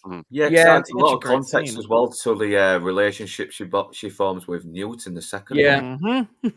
And the scene with LV 426 is I really like that scene. Some people don't like that. Some people prefer it that scene wasn't in there, so you had no idea what it was like. beforehand, but I actually think it adds I more agree with it gravitas. being Yeah, I left mean, out in I the agree movie. it's not necessary, but I do No. like it.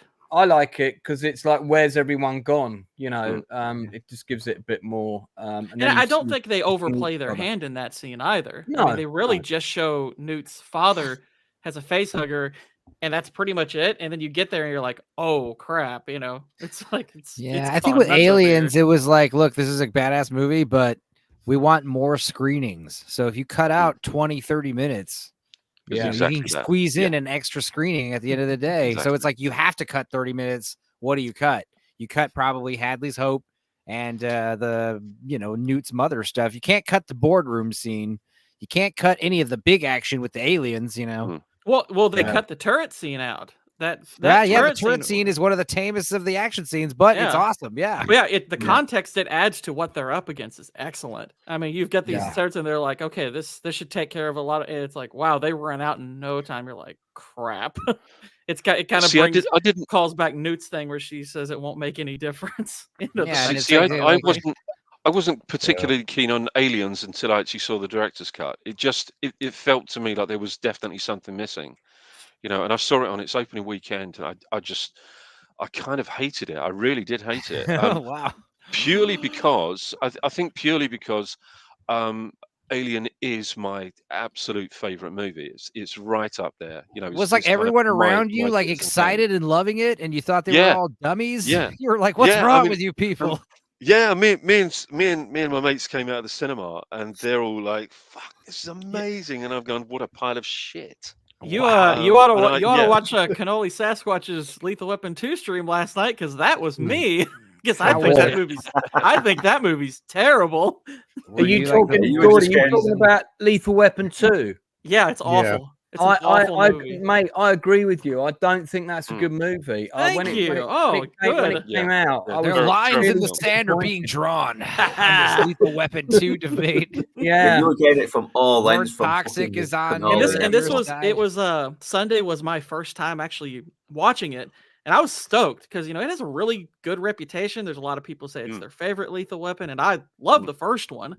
And I sat down and watched it, and I was just kind of taken aback. I was like, is this as bad as I think it is? So I rewatched it. I rewatched it yesterday, and I was like, and I need to watch the Cannoli stream immediately. Cannoli, that's what you get for not inviting me, man. It was pretty much the whole panel versus me. And it was a great time. I mean, we all had a lot of fun. It never was contentious. It was just hilarious. But I'm barely getting around to watching the Ironside Amadeus stream I've heard so much about. So I'll probably watch that today. Compared all to the best first streams film, apparently involve me.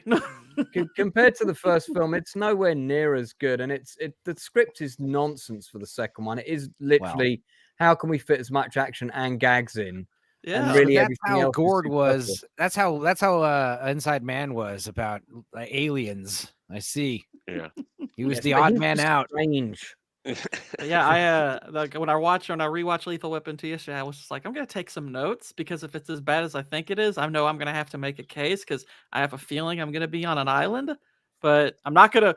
I was like, and I'm sure they want me to be honest. It's like, yeah, this will be a fun, spicy stream if I dislike this as much as I think I do. And I ended up taking about 3.5 pages of notes. Yeah, Cannoli's show, I try to do half and half. Like for every good movie I'm on, I try to do a bad movie I'm on also. You know, I want to. Yeah. Oh, I hate that movie. I want to go on that stream. Yeah. This is one of the things. By the way, Alien is the first film I saw on pirate video. By the way, wow. Like someone had a copy of it on VHS. It was going around our school, and it was like, you know, you heard somebody had seen it, then you heard somebody else had seen it, and the identity of who had the copy was kind of a secret. And it was like, I kept begging, like, I want it. And sort of like this little guy called Patrick Flemyng, tiny guy, comes up to me. So, you want to come back to my house to watch Alien then? And I was like, yeah, it's you. Yeah. And it was one of those top loading video machines, you know, the top loaders with the big, and it had those big buttons at the front. You push top of the video and put the video in. Yeah. Yeah. And you had those big buttons at the front that you push down.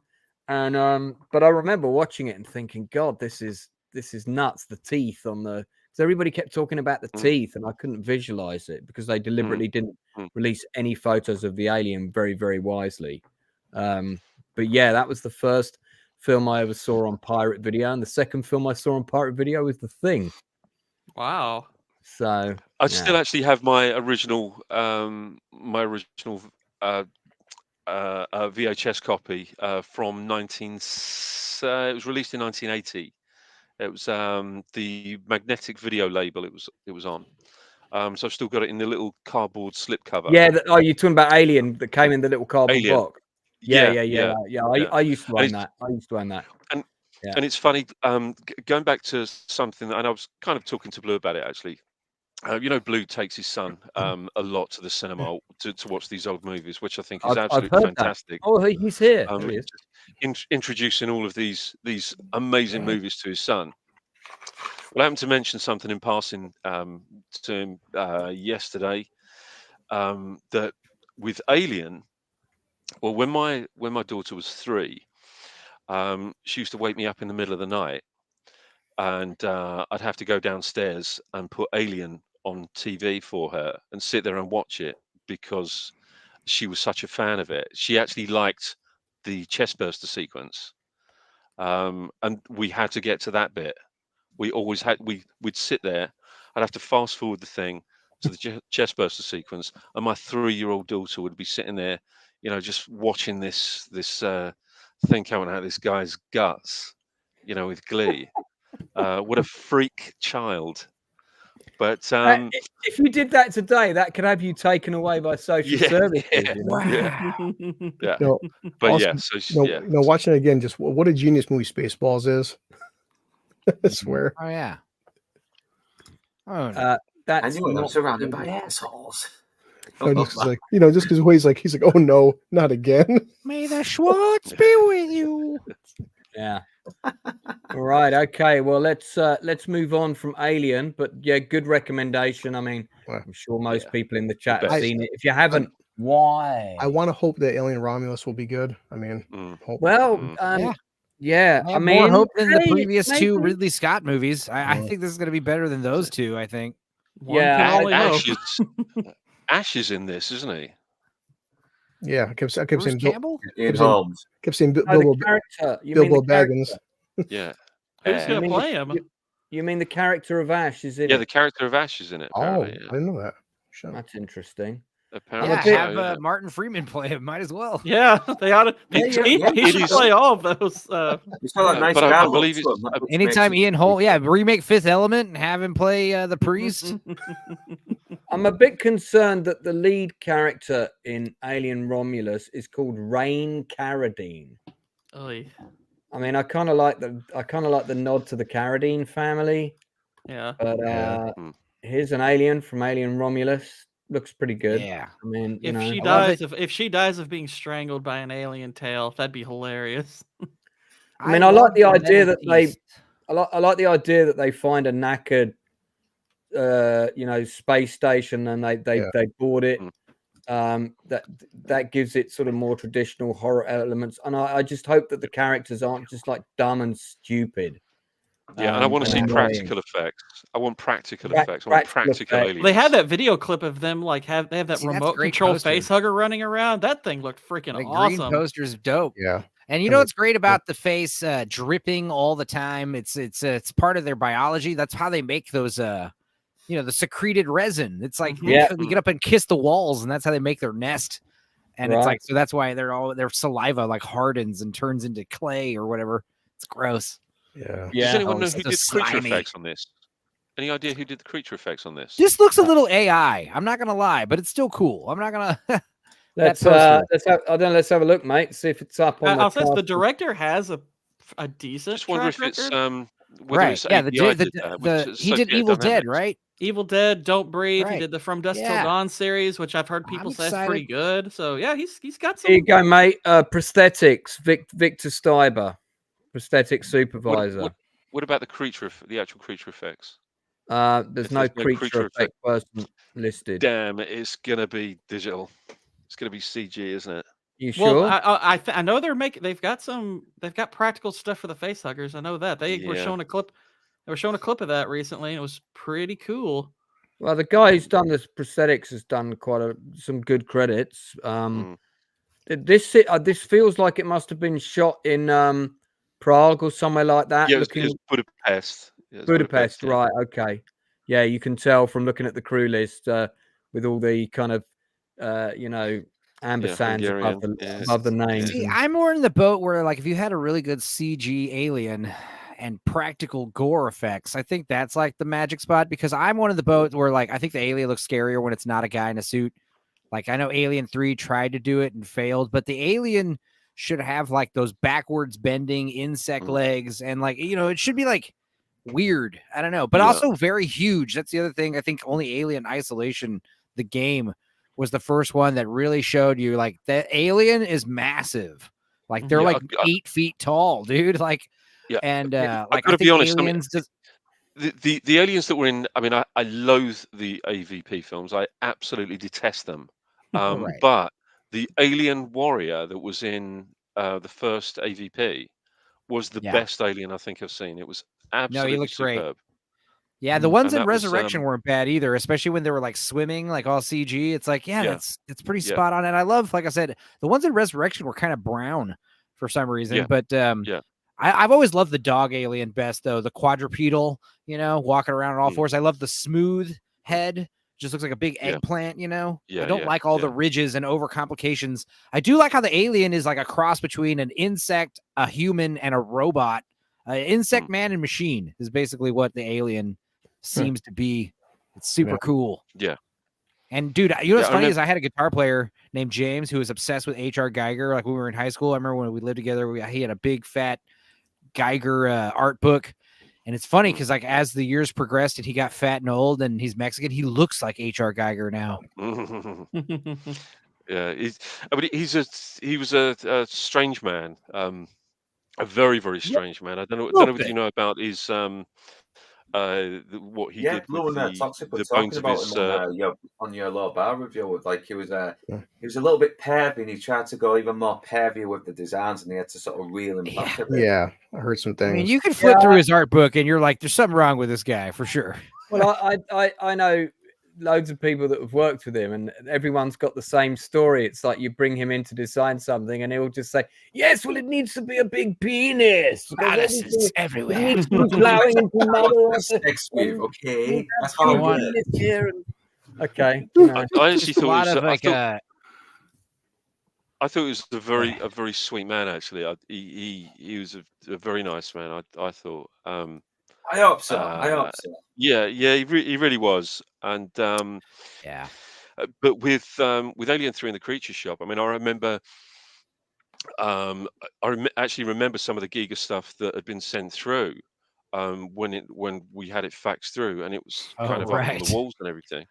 And it was the Panther alien that he wanted to do, that he designed and everything. So that was on the wall.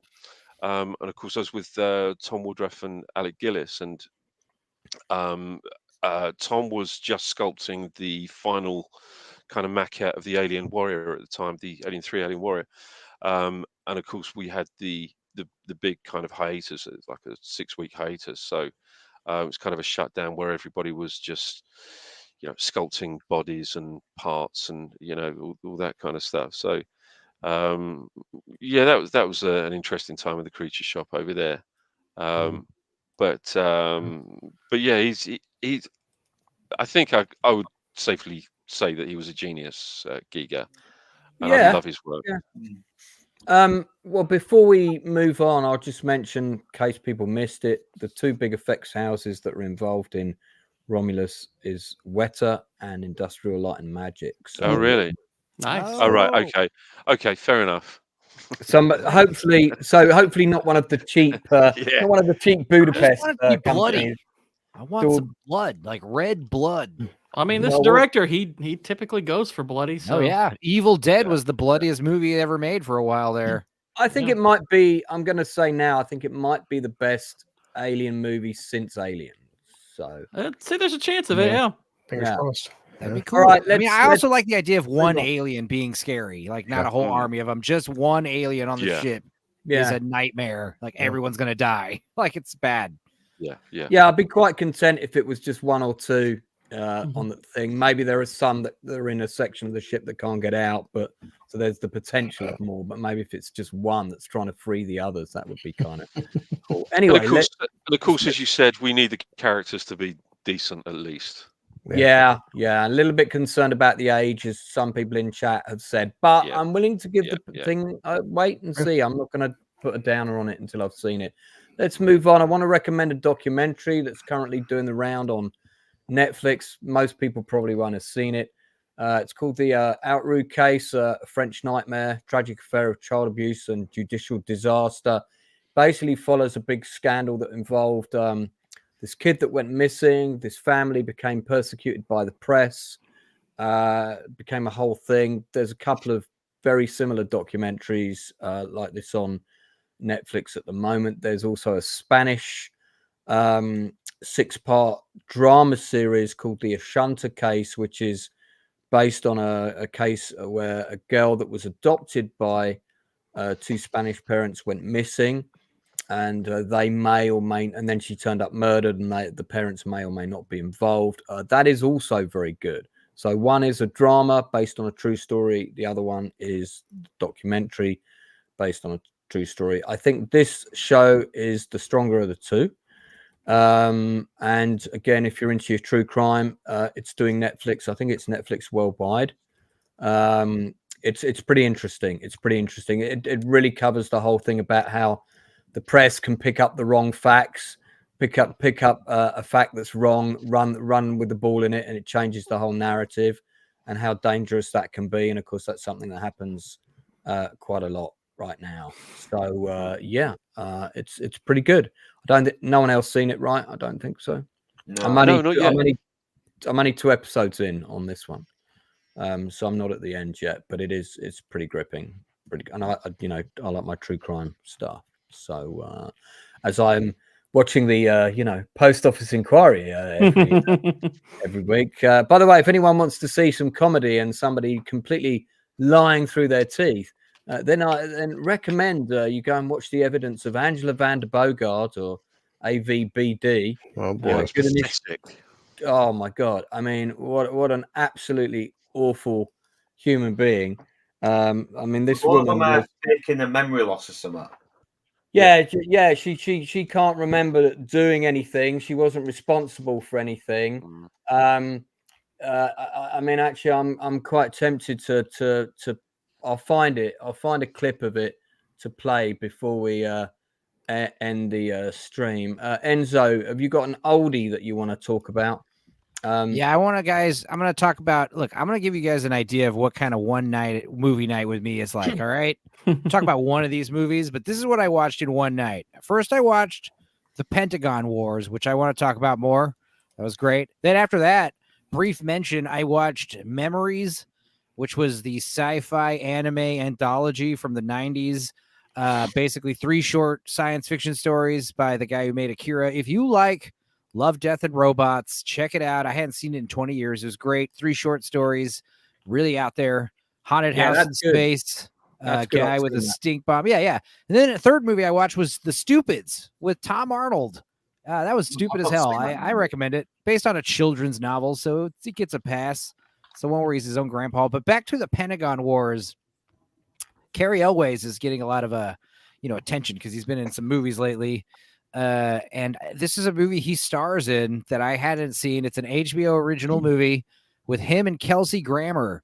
And it is totally about the, gross incompetence in the government, specifically about the engineering of the Bradley tank.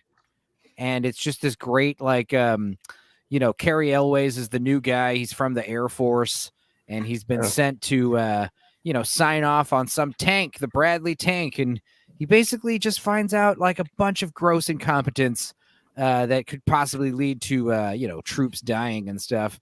And it's a big courthouse kind of comedy military movie.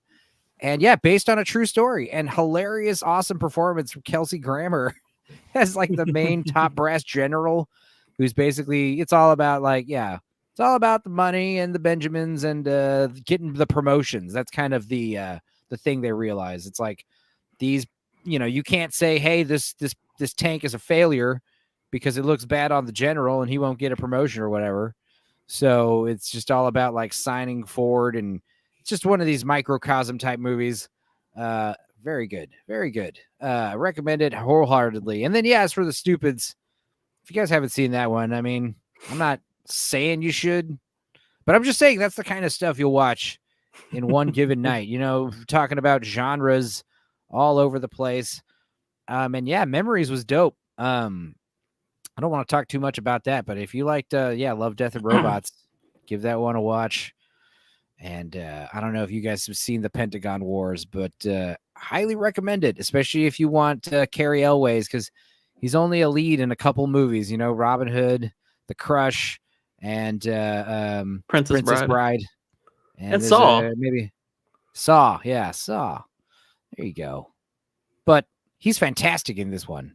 And he's like a country boy from America doing the little, country twang.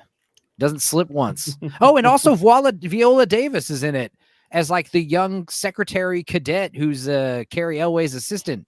Yeah, you brought that up yesterday. I looked it up and I was like, wow, early 30s Viola Davis is in this. She's like, yeah, and it's funny because like I guess I didn't see her again until like Traffic, when she is she's like the one who is interviewing the little teenager who got caught with drugs, you know, finding out that she's doing all this extracurricular stuff.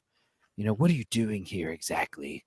You know, with your drugs. And then yeah, she was in Solaris, and then now she's everywhere. She's like she's the woman king. I met her on the tube in London. She was on the tube and I recognized her.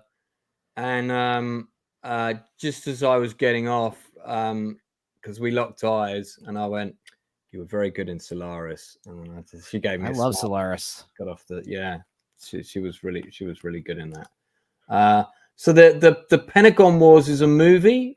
Or... HBO original movie. So Solaris, by the way, does have my late 90s major celebrity crush in it, Natasha McElhone. Oh, right. Yeah.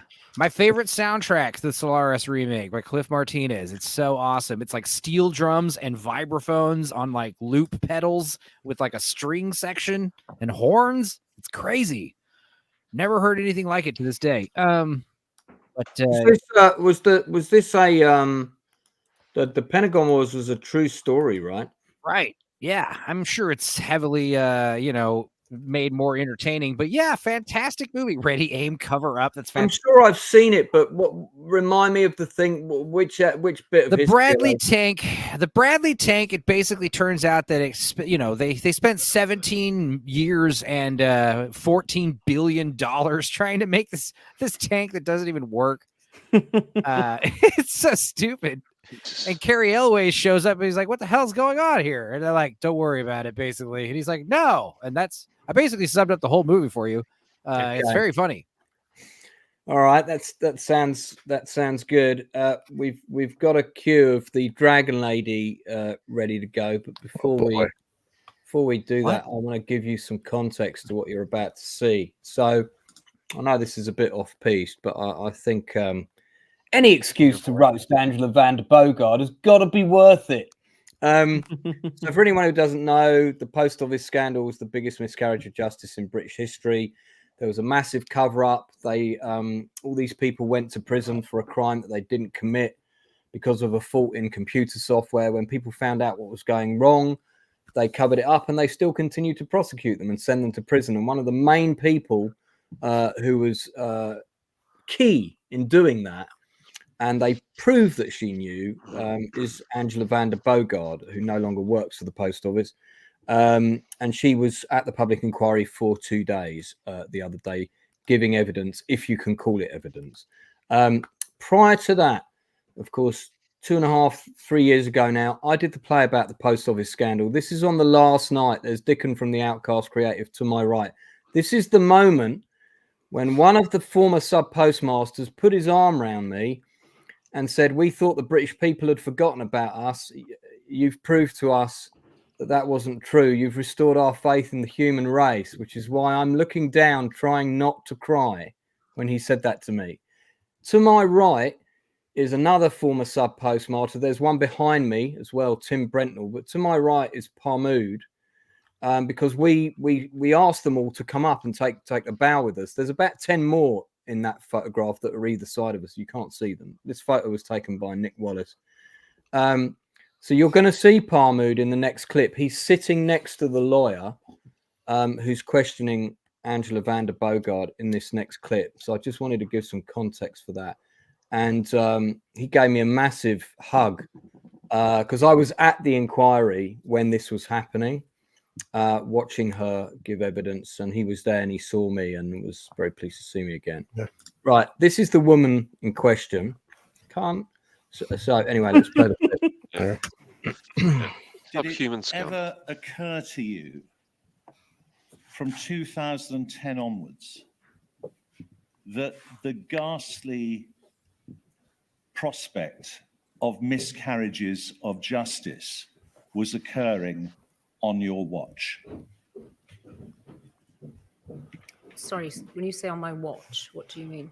Well, as you rose higher and higher in the organization, and as you were given more and more responsibility, did it ever occur to you that the prosecutorial policy of the post office was sending innocent people to prison? No, I trusted that they were following. Could you keep your voice up, please? Sorry. No, I trusted that function were following due process. And I'm going to suggest to you that there are a number of compelling reasons, aren't there, why the answer you've just given, and in fact the evidence you have given already to this inquiry, oughtn't necessarily to be believed. I don't think so. The High Court litigation has left you with a credibility problem, hasn't it? In terms of Justice Fraser's comments about me in the first trial. It's not just because of what the judge said about your evidence, but because of what you said on oath. Can you not see that? Sorry, I don't know what you mean. Well, you're now tied to that account, aren't you? Thick as shit. What you said in those two trials, you are now tied to, aren't you? At the time when I made the statements, I believed them to be correct. I was cross-examined on both and made some corrections through that process as well. But yes, that was my evidence. Pause it there for a second. So why you always lying? The reason here, right, is why she's sticking to her guns, and what he's talking about is because if it's proven that she did know, she actually committed perjury in a court of law, which means she can go to prison, and she should, absolutely should go to prison, because she did commit perjury and she fucking knew it as well. And so that's really what this is about. We'll play a little bit more if I have to edit this out of the stream later, so be it. Someone want to stop? Yeah, play a bit more. Yeah, not a nice bone in there. To what you said on those trials, for example, in relation to remote access.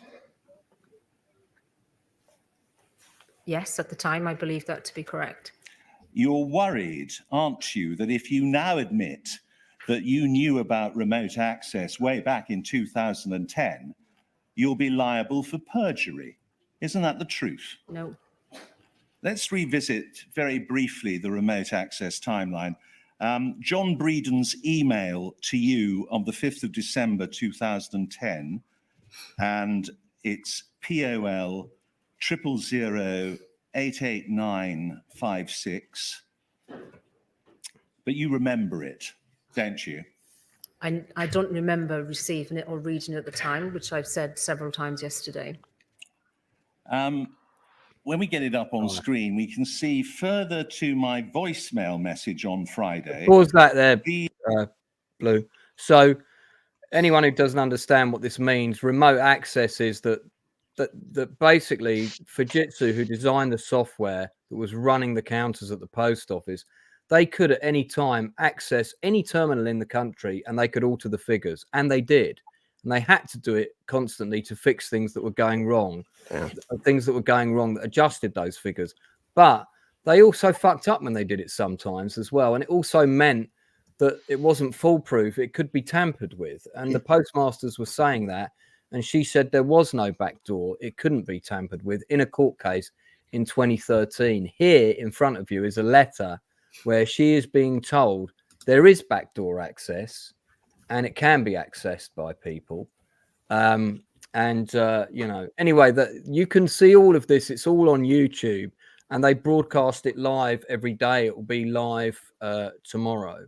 I don't want to turn this into a post office scandal broadcast, but we will. I'm going to do a big thing about it when the inquiry results come out, because obviously I'm quite invested in it. Yeah. But you'll get a sense of why just from that clip alone. And did you see she's wearing a whacking great big crystal round her neck? I don't know if any of you noticed that. She's got probably bought it with the money she fucking scammed off all those. Well, yeah, I mean, yeah, because she got paid massive bonuses when she was there while she was putting people in prison. And you know, she said on the stand in the inquiry she had nothing to do with the prosecutions, but one of the people that was there, she was there in court and she was getting prosecuted. She was there. You know, she was there when she had her arrested. So you're in court. You were there when you had her arrested. I mean, but you didn't have anything to do with prosecuting people. Okay. Fuck off. Such bullshit. Yeah. And she kind of, I mean, even at the opening of that, you know, denying that she knows what the guy means when he says on your watch. I think we all know what that means. We all know what on your watch means. Yeah. And she's playing dumb. I mean, give me a fucking break. There was a bit where Jason Beer, the counsel for the inquiry, who by the way is really good. We might just play one more bit. I'll get you a time code, Blue, but it's right near the beginning. Okay.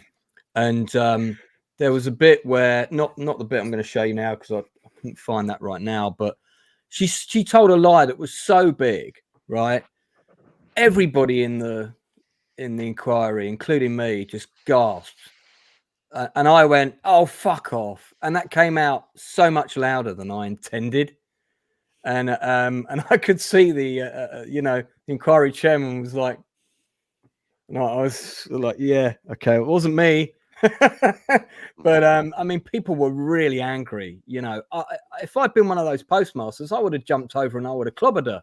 I don't know how I would have contained myself. I don't know how I would have contained myself.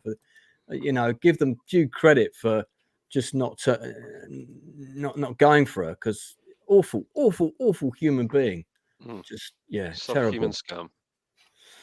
Yeah, pretty much. We'll listen to her apology briefly. I just want to before we move on.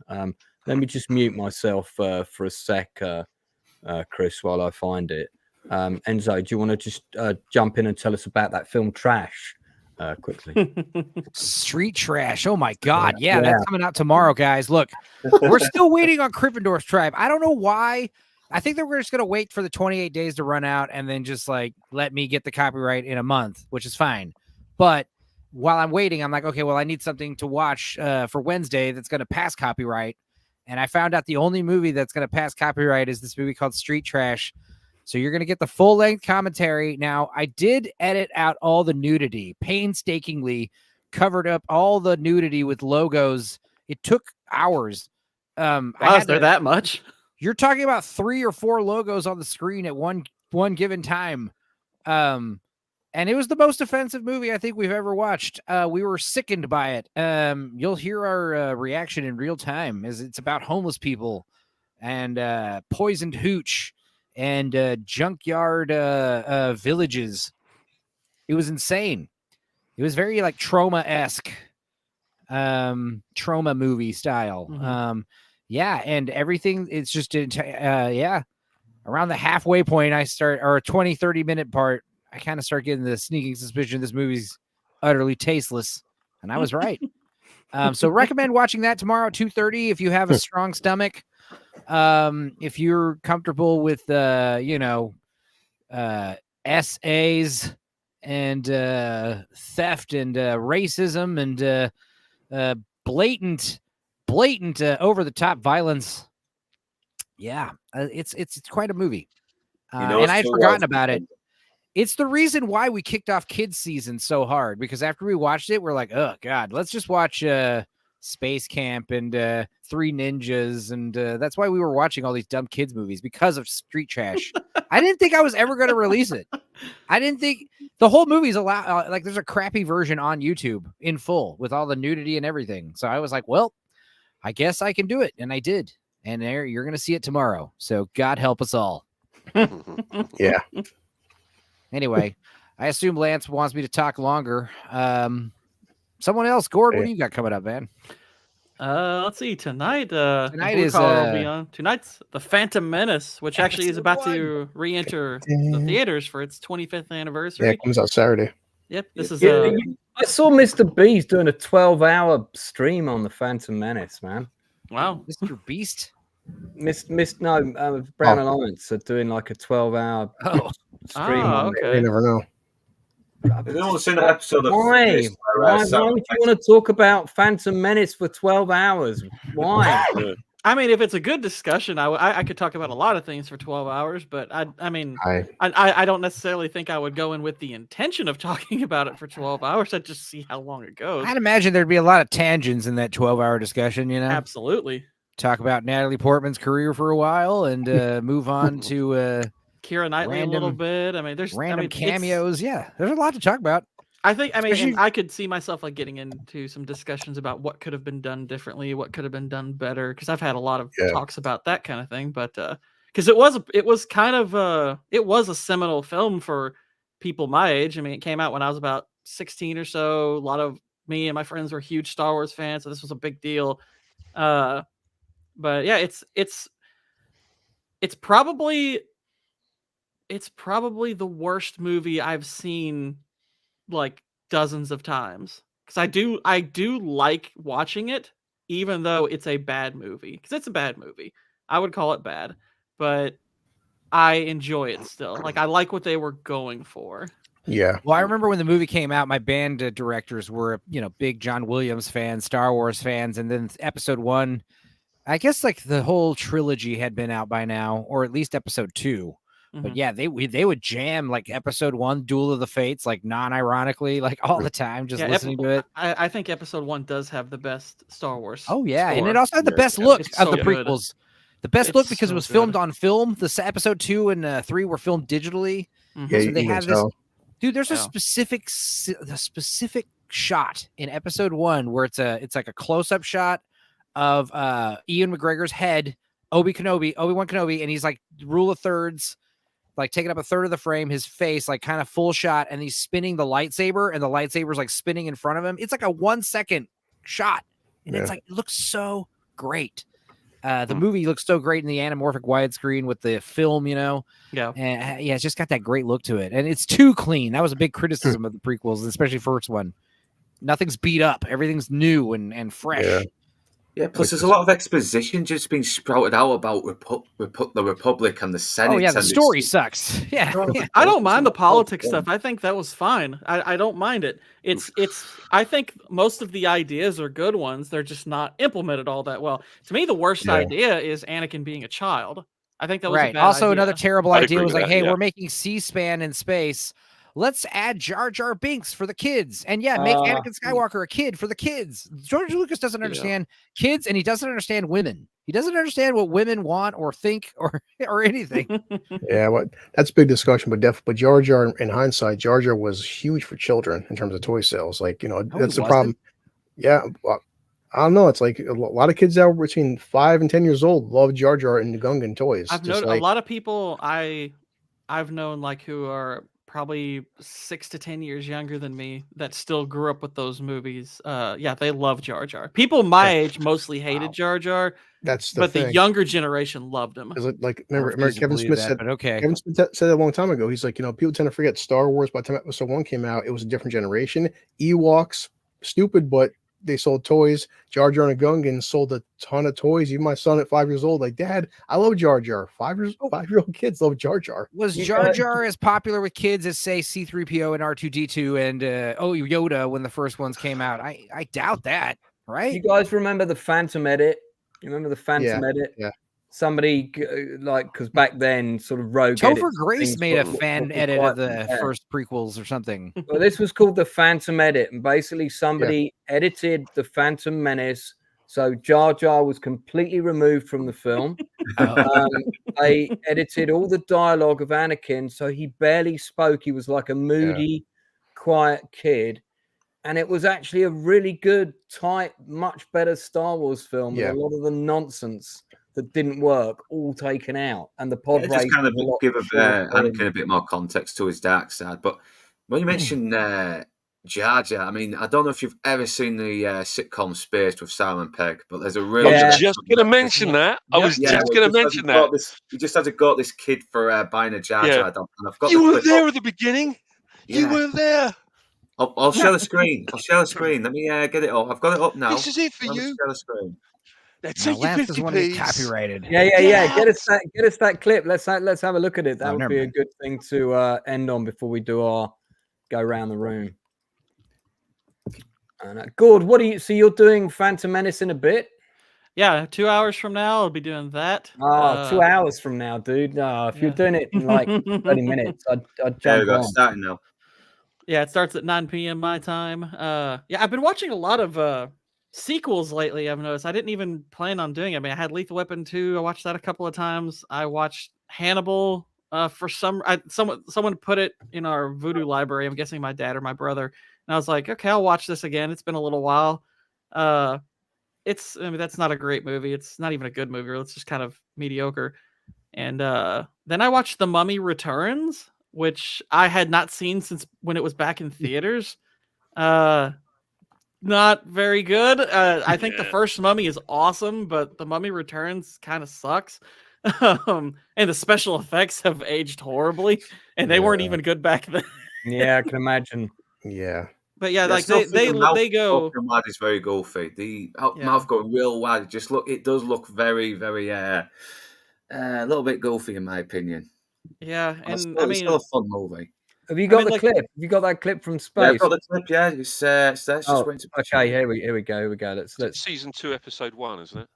Let's watch this. You weren't there at the beginning. You don't know how good it was, how important. This is it for you. This jumped up firework display of a toy advert. People like you make me sick. What's wrong with you? Now, I don't care if you've saved up all your 50p's, okay? Take your pocket money and get out!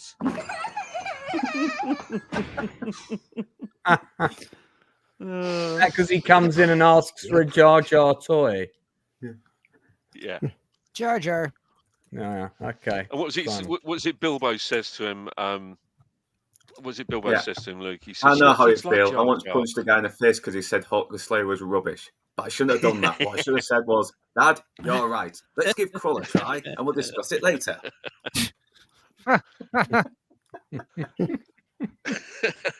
Babylon 5's a pile of shit.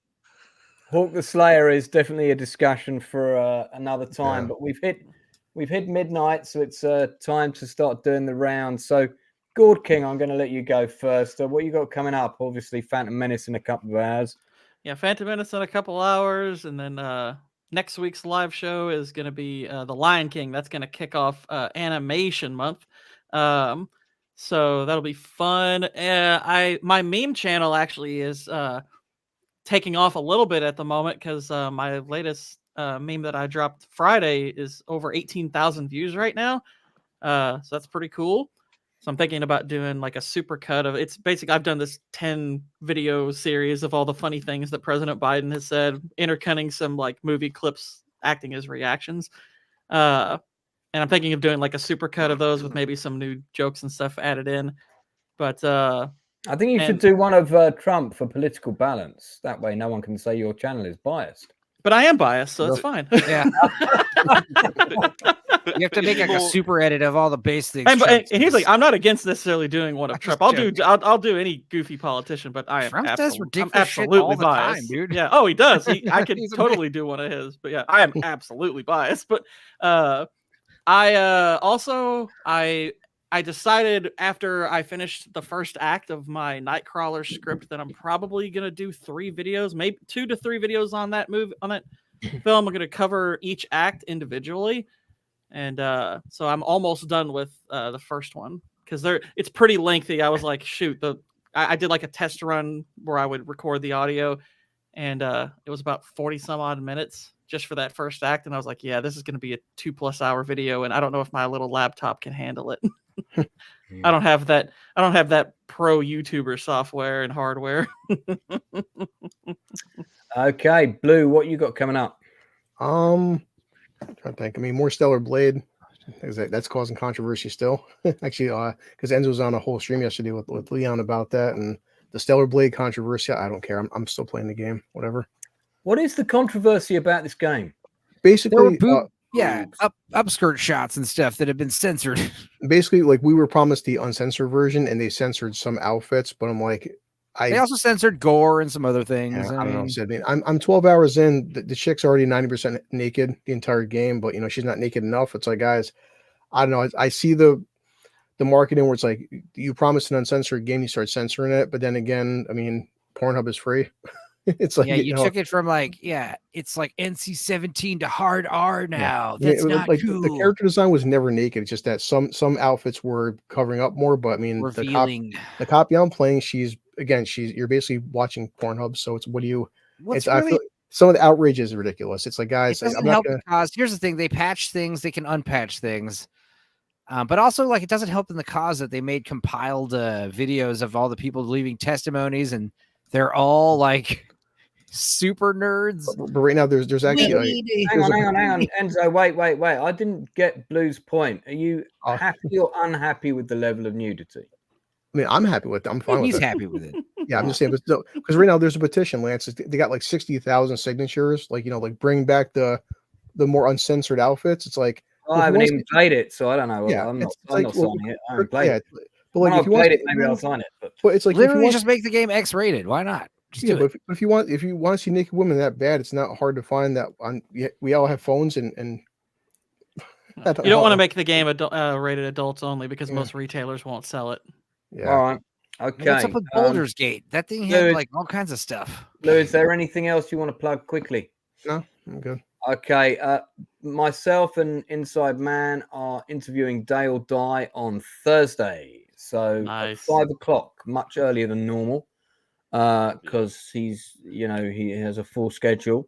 But I spoke to him on camera today for the first time. Fantastic. And Inside Man, I showed him your picture, and he does remember you. He remembered you straight away.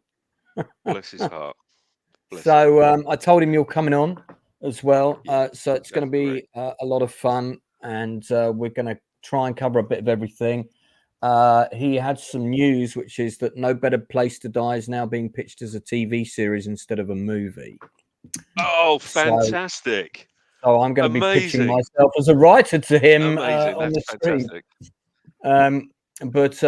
So it's going to be interesting.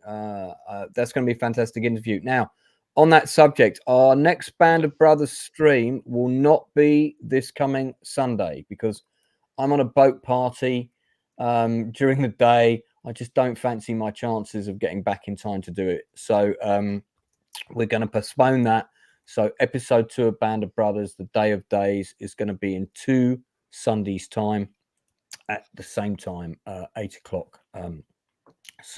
Blue, you've got Sunday off this coming. Yeah. So I'll be doing that. I'll be doing some random gaming streams and stuff, but it's mainly that. And of course, Nielsen ratings next week when House of Dragon begins, which is in June. That will be doing I'll be doing a daily, weekly rather, a review of the episodes as they drop. So anybody who's into House of Dragon is welcome to join me on that stream on Wednesdays. And Leroy is already missing Shogun. So Stupenzo, anything you want to plug quickly? Street Trash this week. Also, my whole channel. What happened? Electronic interference. You got muted there, bro. You got muted briefly. Am I muted?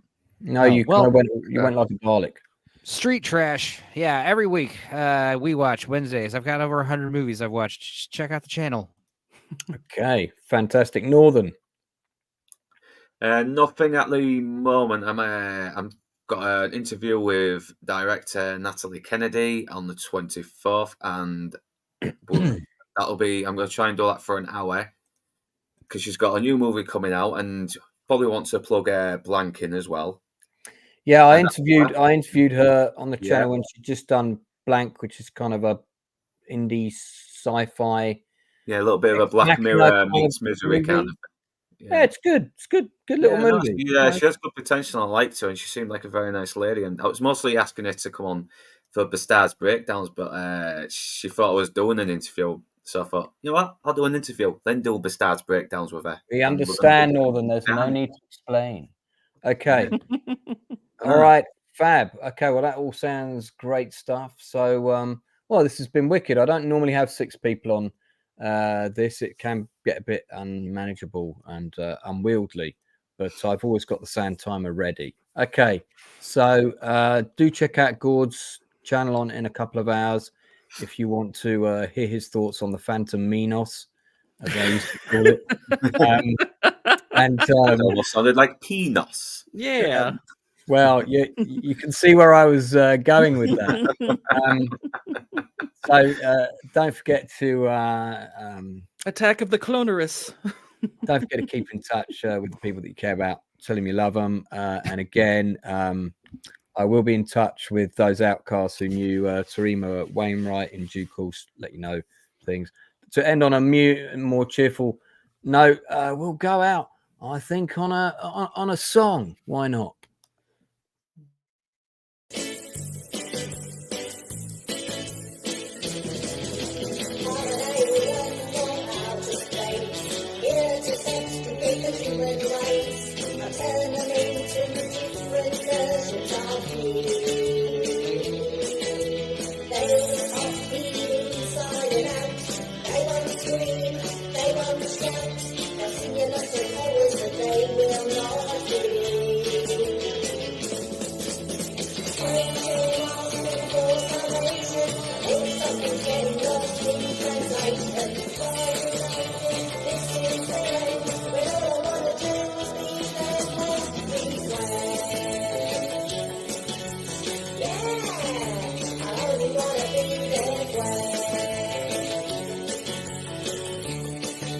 I really wanna be well.